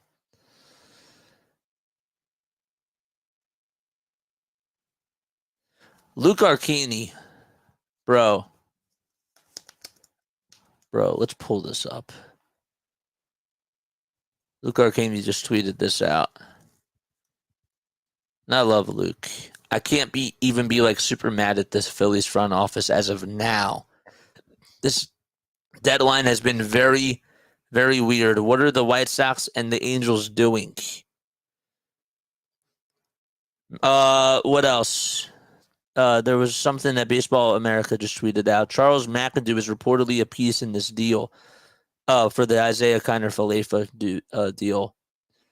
And yet another Marlins trade who Oscar Brazaban is going to the Mets, according to Bob Nightingale. Another trade that goes by. Brazaban to the Mets. Wow. He's 34. He has a 2.93 ERA, according to Danny. Who's this? Danny Tatis? Okay. 3.18 Sierra, and a 2.63 FIP as well. Man, the Mets are just getting better too, man. Another nice arm. Another one. Another nice arm. Who Oscar Brazaban. And the Mets get him. Gone. Gone. Great.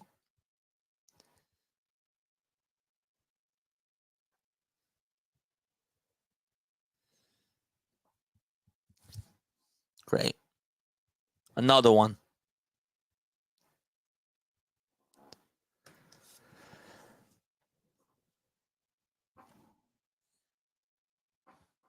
Okay, so they should just forfeit tonight's game. Who's playing Miami? The Rays, right? Aren't the Rays playing the Marlins?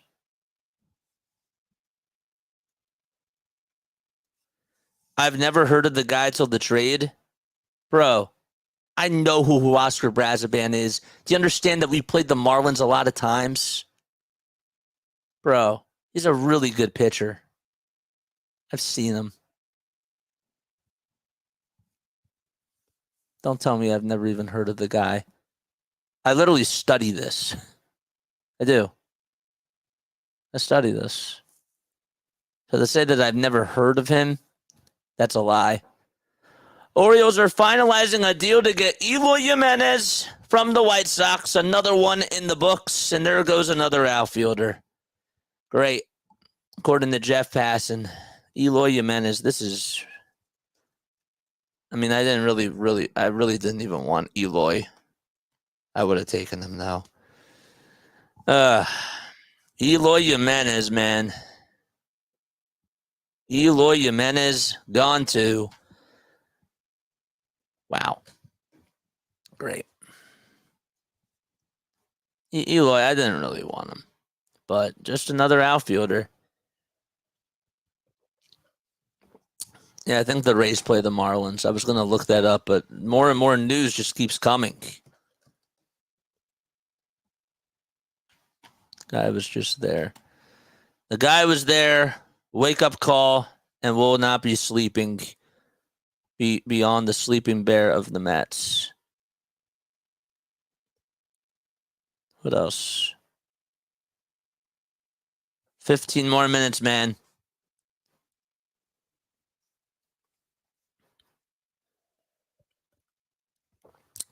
It's a new night. Come on. Can't believe the Orioles are getting Eloy. Good for them. Good for them, dude. Can I name any starters for Miami tonight?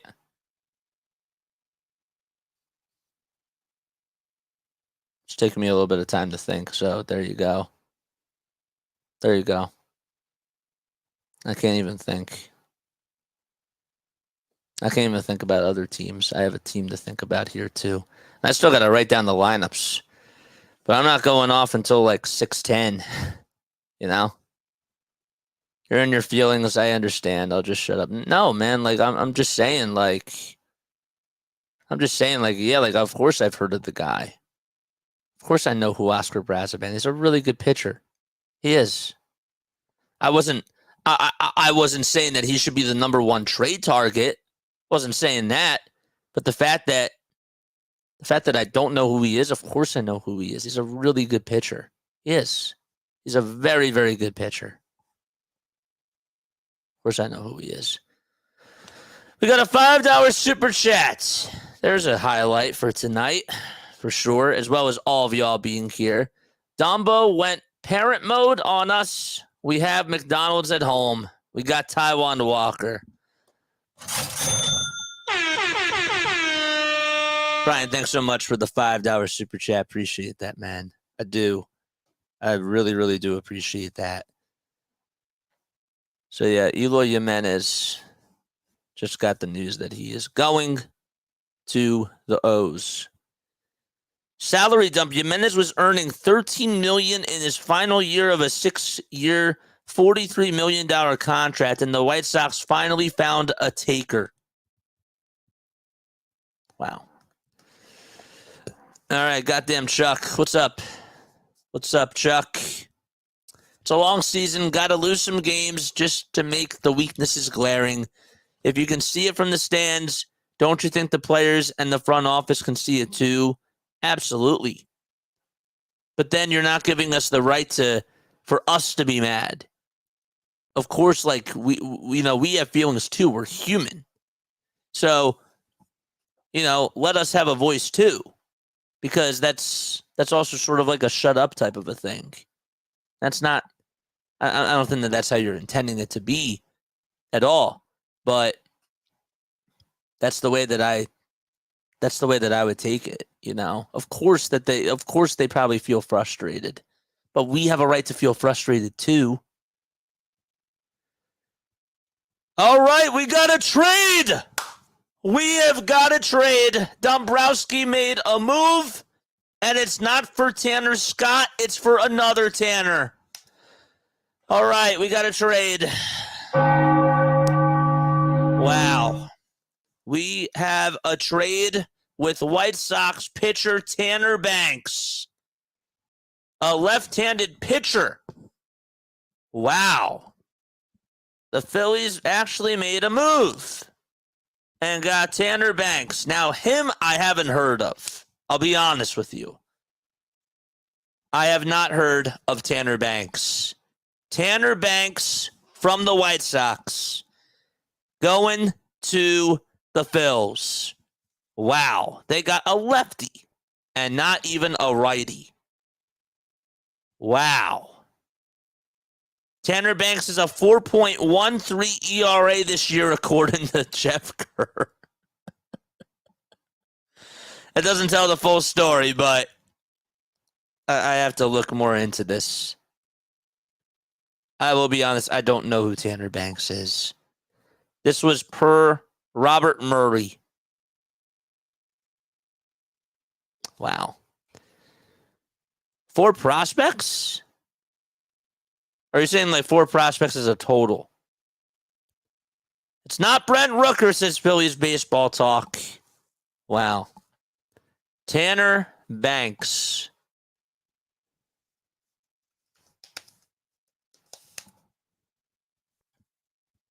Two and 2 record. 1.29 whip, 4.13 ERA. Where's the game logs? Last 5 games. Pitched okay. Struck out the side against the Royals. Who are they giving up is the question.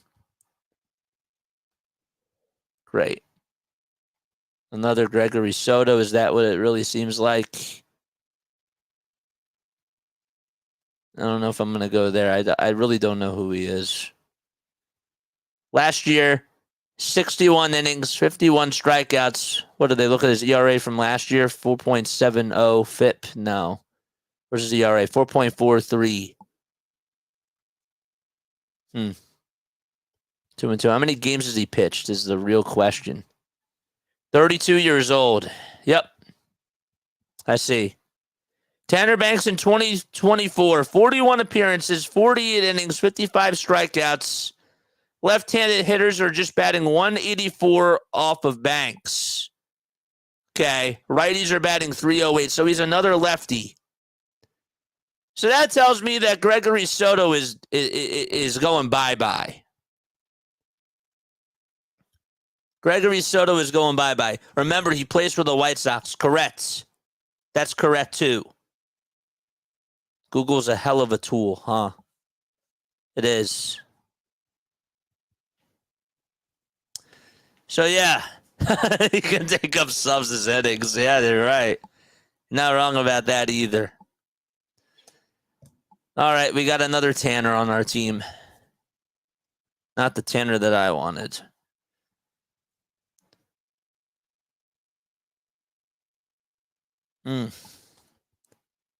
Righty bats are batting over a 3. Yeah.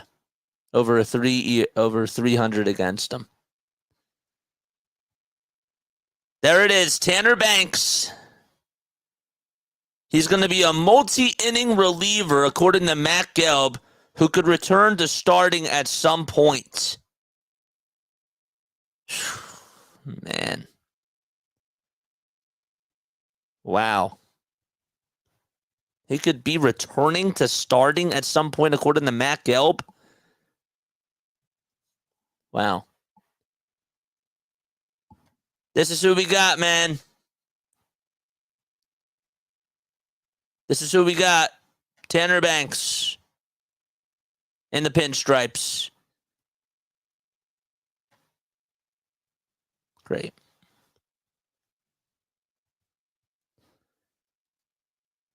Phillies Nation says, honestly, Tanner Banks is better than I thought. I don't really know what that means. A move, says Sam Stafford. Love Sam. Great.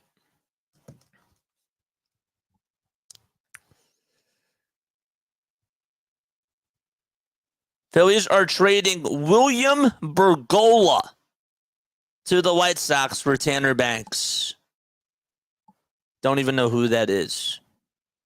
William Bergolla.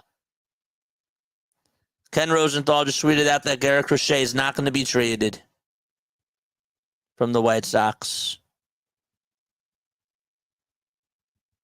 7 more minutes for Luis Robert, man. 6:35 to be exact. Needles not move, says Brian. Just you wait, though. Just you wait. He may surprise you. He may surprise you. Oh, man. Dombrowski, when he finds out. Hey, man, they made a move. Dombrowski, when he finds out that he traded for the wrong Tanner. Yep. Maybe he sees something that we don't. There was a trade deadline. Yeah. I know. 61 people tuning in. Remember, if it is not done before, we can still get reports after 6 o'clock. So if it goes to like 6:10, that's why we're not signing off till like 6:15.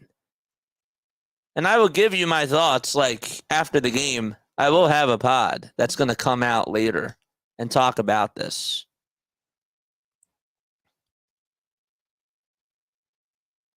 Red Sox will not trade Kevin Ornette. I don't care. Tanner Banks is a nightmare matchup for left-handed hitters. Faced 83 of them this year. Struck out 28, 34% strikeout rate. They're hitting 184 with only one homer against him.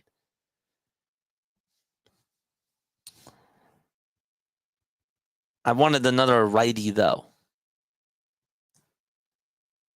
I wanted another righty. Okay, you got me another bullpen arm. Jack Flaherty to the Dodgers. Wow. Jack Flaherty to the Dodgers, according to Jeff Passan. Another one. Man, this deadline actually really is something. I will say that. Jack Flaherty to the Dodgers. Tony Dombrowski. Yep. There we go. Jack Flaherty to the Dodgers. Jeez. Man. Just keep going, man. 4 minutes left. Keep going, dude. Keep going. Come on, Dave. Luis Robert, please. And thank you.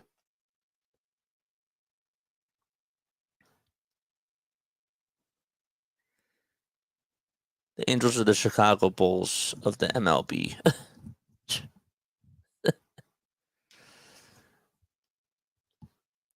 I'm pretty underwhelmed.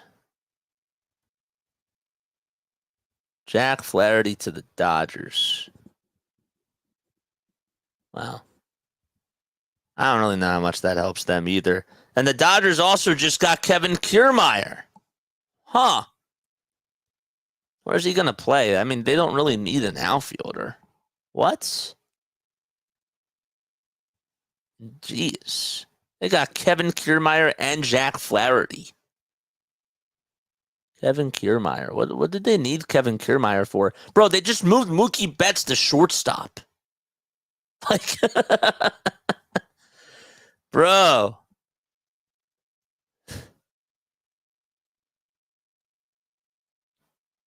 Jack Flaherty. Is Tyler Skubal going to go? Jack Flaherty to the Dodgers. That's a GM who's going all in. The Dodgers don't really need an outfielder. Really, their pitching is fine. They just need health. The good news is Tanner Banks bats right-handed, says Drunk Phil's fans. I love their account, by the way. They do. They just got Tommy Edman, too. So, what's the point for them doing this? We got 2 minutes to go, bro. Come on. 2 minutes left. Wow. Dodgers did it. They're getting Jack Flaherty. They probably wanted Garrett Crochet, but they said, you know what? They're really not going to get rid of him. 2 more minutes. Just sitting and watching. And again, Brian, bro, thank you so much for the $5 super chat. Appreciate that, dude. Really do appreciate that. William Bergolla is being traded for Tanner Banks. PHLY says the Phillies have bolstered their bullpen. And yes, like, if he's doing well against lefties, again, I got to watch him. I do, but as of now, I'm just not happy. 1 more minute to go, and remember, a deal could be made after this. Padres just got Martin Perez, another move. Martin Perez to the Padres. Bro, they've been getting people to help them out. You know, the Dodgers also got Ahmed Rosario back too. So, like, what did they really need Kiermaier for? Martin Perez is going to the Padres. Wow. Martin Perez is gone. Perez is gone.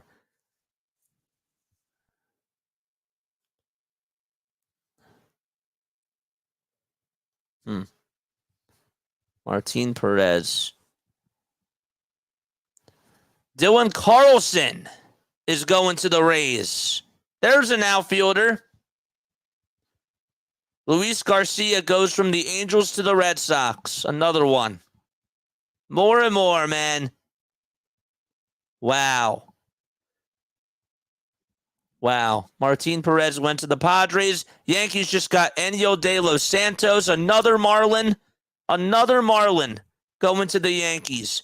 How are they going to play tonight? How are they going to play?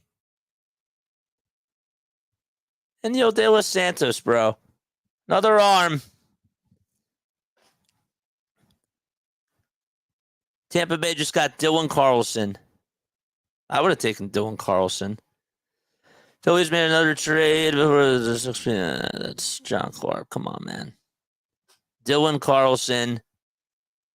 The trade for Kevin Kiermaier was for Ryan Yarbrough. Who else? Dodgers. Yeah, okay. We see that. We see that. Jack Flaherty is a Dodger.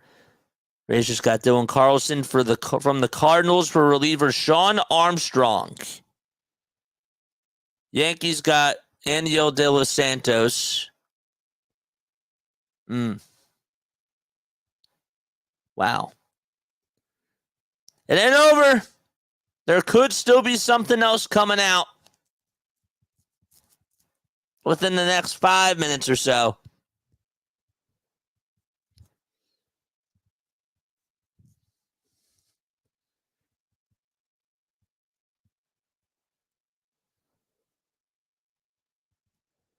Look at the bright side. The USA women's rugby team won. And gymnastics as well. Denver, you're starting for the Marlins tonight. Bro, all these moves at 6 p.m. All these moves. That's wild.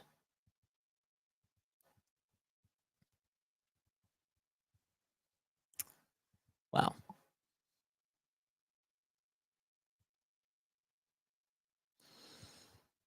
Aiden Doherty says, I don't think Jack Flaherty's that good, but still might be all it takes to win the NL. I don't know if I agree with that. Red Sox just got Luis Garcia, another bullpen piece.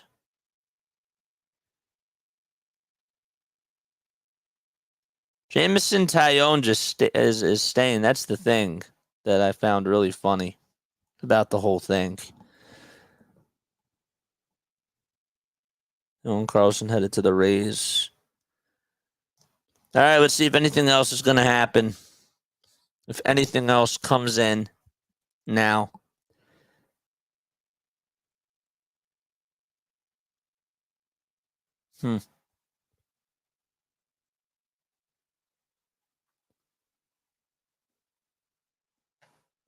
De Los Santos was on the Padres. I thought De Los Santos was on the Marlins.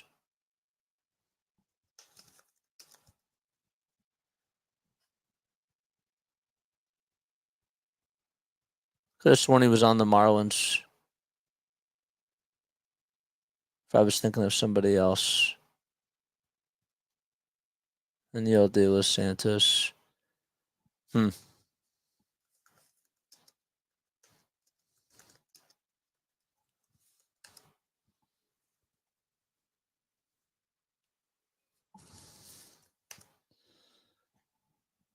see. I remember he was on the Pirates, but I thought that he was on the Padres. No, you're right. Oh, wait, no, that was Split's career. Jeez.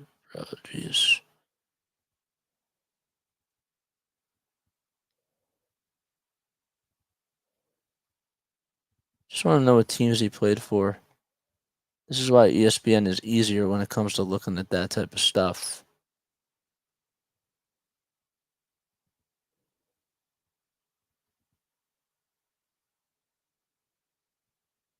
Huh.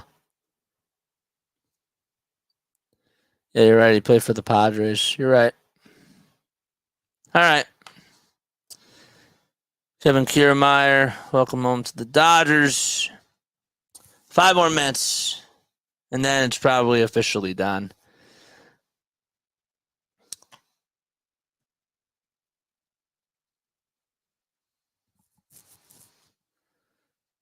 Only excuse to not go all in for the Phillies is that you've already tampered with Juan Soto and hope to get him. This is Aiden Doherty. I'm stunned. I'm not really stunned. It's just whatever.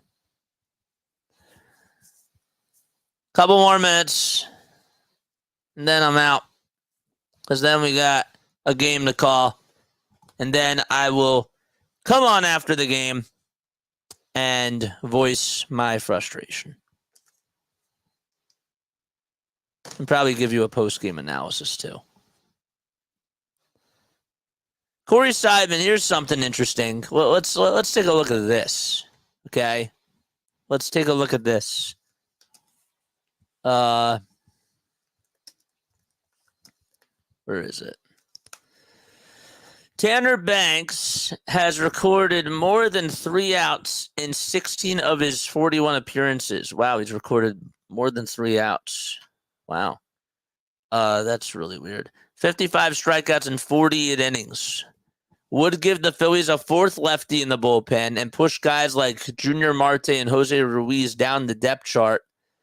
Banks isn't even eligible for free agency until after 2028. Look, if this guy is really good against lefties, then that's nice. It is. That tells me that they don't trust Alvarado and they don't trust Soto. And I don't trust Soto. I do expect Alvarado's going to bounce back out of the funk that he's in. But I personally just wanted another righty. That's what I wanted. If we win, we should feel a little bit better. We should, but I'm not happy with Dave. I'm just not happy with Dave overall with this deadline. You said that you were going to give up a lot of prospects and try to go after the big fish. I need to hear a press conference. So, sounds like trips to trade later, says the nameless ones. Well, when's later? When's later in your eyes? When is later going to be?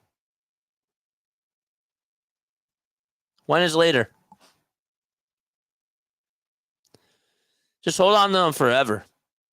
Just hold on to them forever. Next year. And this year could have been the window.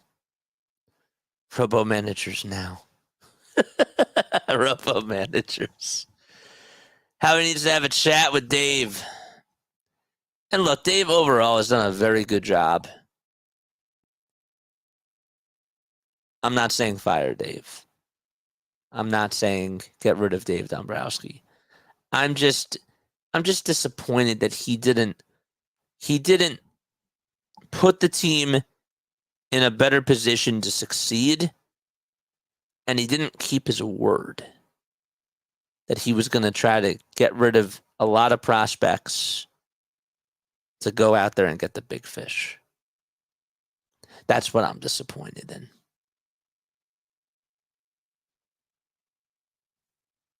Next year. Yep. Saving them for next year and 3 years down the line, because guess what? Caba's going to become the MVP of the league And then you're going to have a Hall of Fame career with Aiden Miller. I'm not like trying to like downplay these guys, but like what are the odds that Aiden Miller is going to be like a Mike Schmidt or like a Chase Utley type of a thing? Caba, like, he's going to be taking over the league like he's Fernando Tatis Jr. Oh, don't give up Justin Crawford, because Crawford's going to be like the next, he's going to be like the next Ricky Henderson.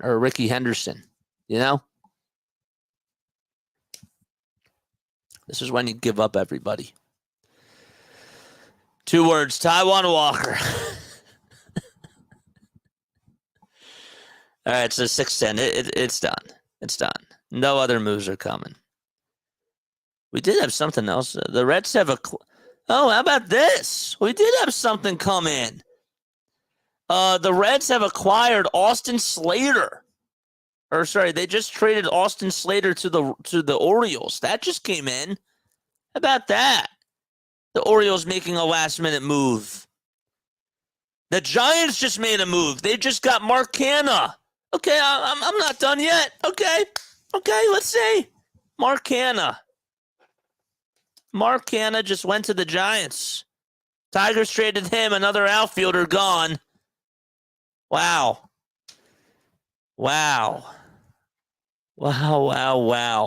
There's still moves being done.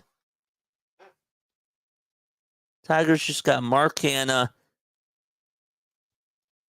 and somebody else. Who else got moved?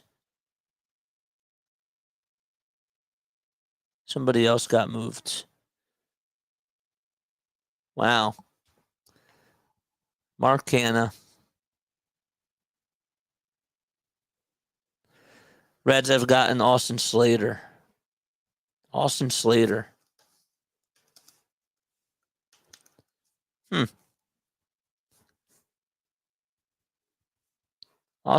really hasn't been moving the needle. He's really giving you nothing. But hey, guess what? It's a move. We got another move to the Phillies. What? Seth Johnson's coming. Oh my gosh. We have another move. Seth Johnson from Baltimore to Philadelphia. Oh my gosh. Seth Johnson. Let's look at his stats. We got another bullpen piece. Seth Johnson. Did I write the name right? I honestly haven't really followed him. Seth Johnson from Baltimore to Philly. Seth Johnson. Jeff Fitzpatrick's like, huh? Jeez. Another one. Seth Johnson. Bro, not even MLB Reference even knows who he is. What? Is he a minor league pitcher? Who is he?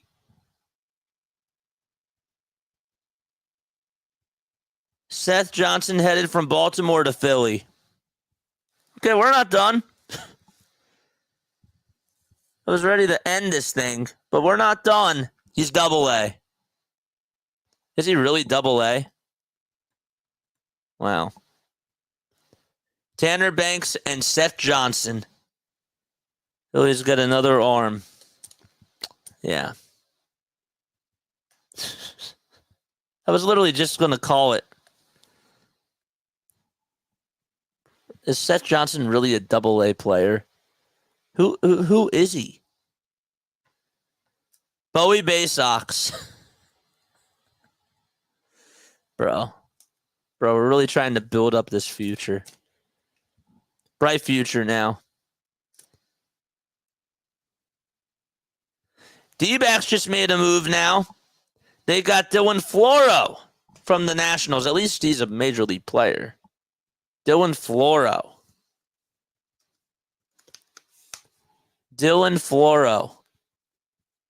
Wow. 2.06 ERA in 51 games. That's a legitimate major league pitcher, and yet we get a minor leaguer.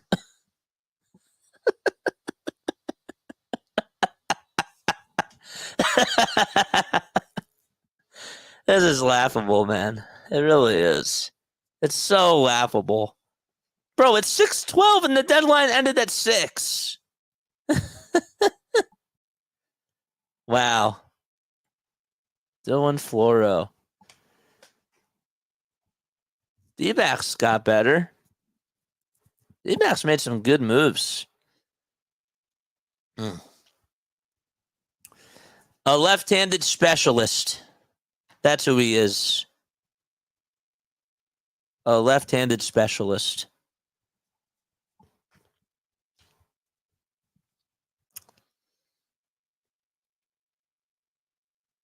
Oh, hey, we got one starter that I actually do know that's on the Marlins team tonight, and that's Jake Berger. Jake Berger is in the lineup for the Marlins, in case you're wondering.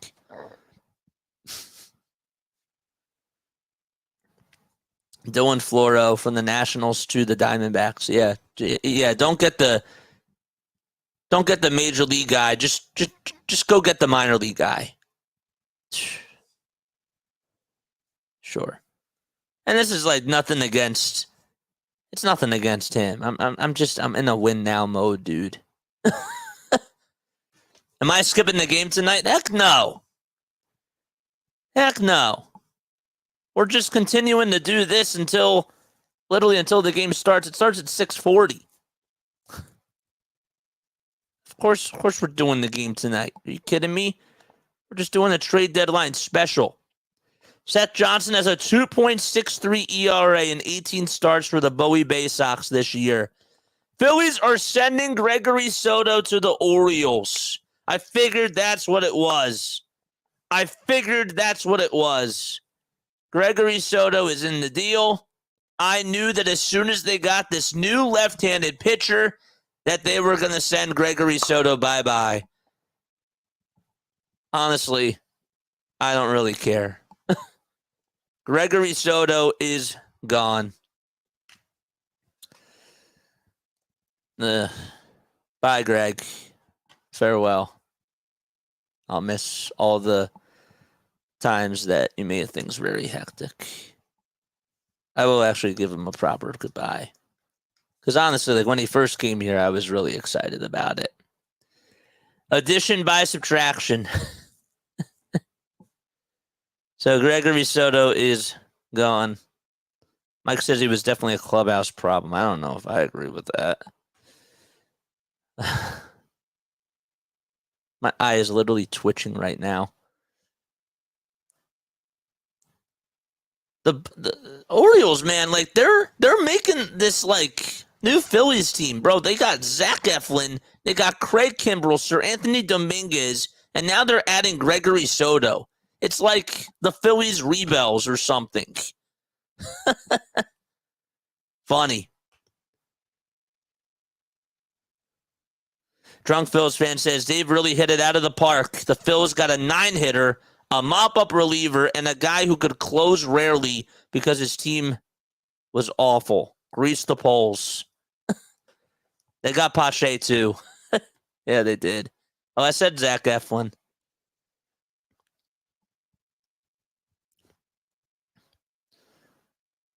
Righty starter.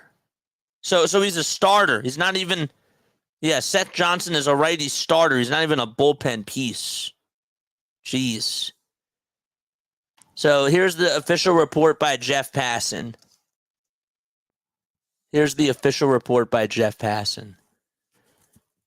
Whoa. That's not Jeff Passan. I mean, it is Jeff Passan, but that's a burner account.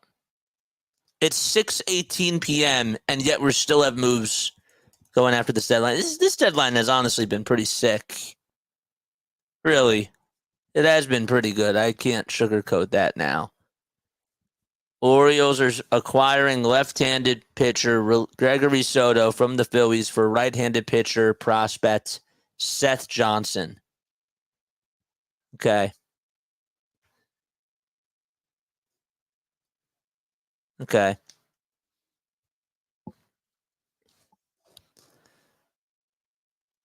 least Gregory Soto's gone. I'm not going to miss Gregory Soto. I'm really not. All right. I would like to actually go to the bathroom and like write out a lineup card right before this game does start in 20 minutes. I would like to do that. I think that we're done. I swear if Luis Robert comes now, I'm going to be so annoyed. I really am. I would just really like to go to the bathroom and stretch and then do my lineup cards and then come back on here for the game and then do a whatchamacallit tonight, an analysis pod. All right. So I think I'm going to call it for now. Put myself through another 3-hour game. Wow. Yeah. Great. All right.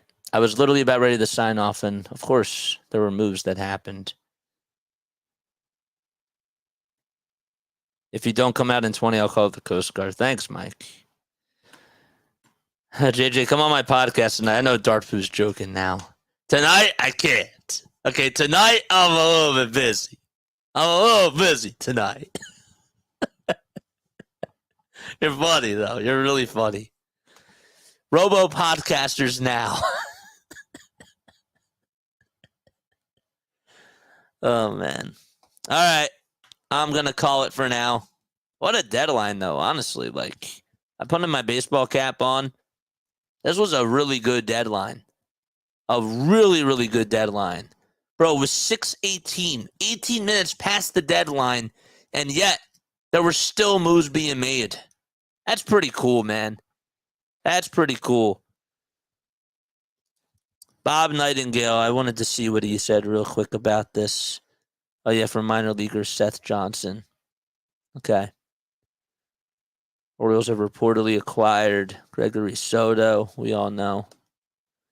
Dave and the commissioner have the trade to be finalized when you go to the bathroom. Of course they do. Of course they do. It's funny. Keep everything in the proper perspective. I am. I absolutely am. This team is, honestly, they sprinkled in some moves. They did. They added some things. Okay, I can't say that Dave did nothing. Okay, but the overall expectation for them still is to win a World Series. It's just unfortunate that they didn't get better. All right, I'm done. I need to go to the bathroom, and I need to stretch before we do a 3-hour game. Love you guys.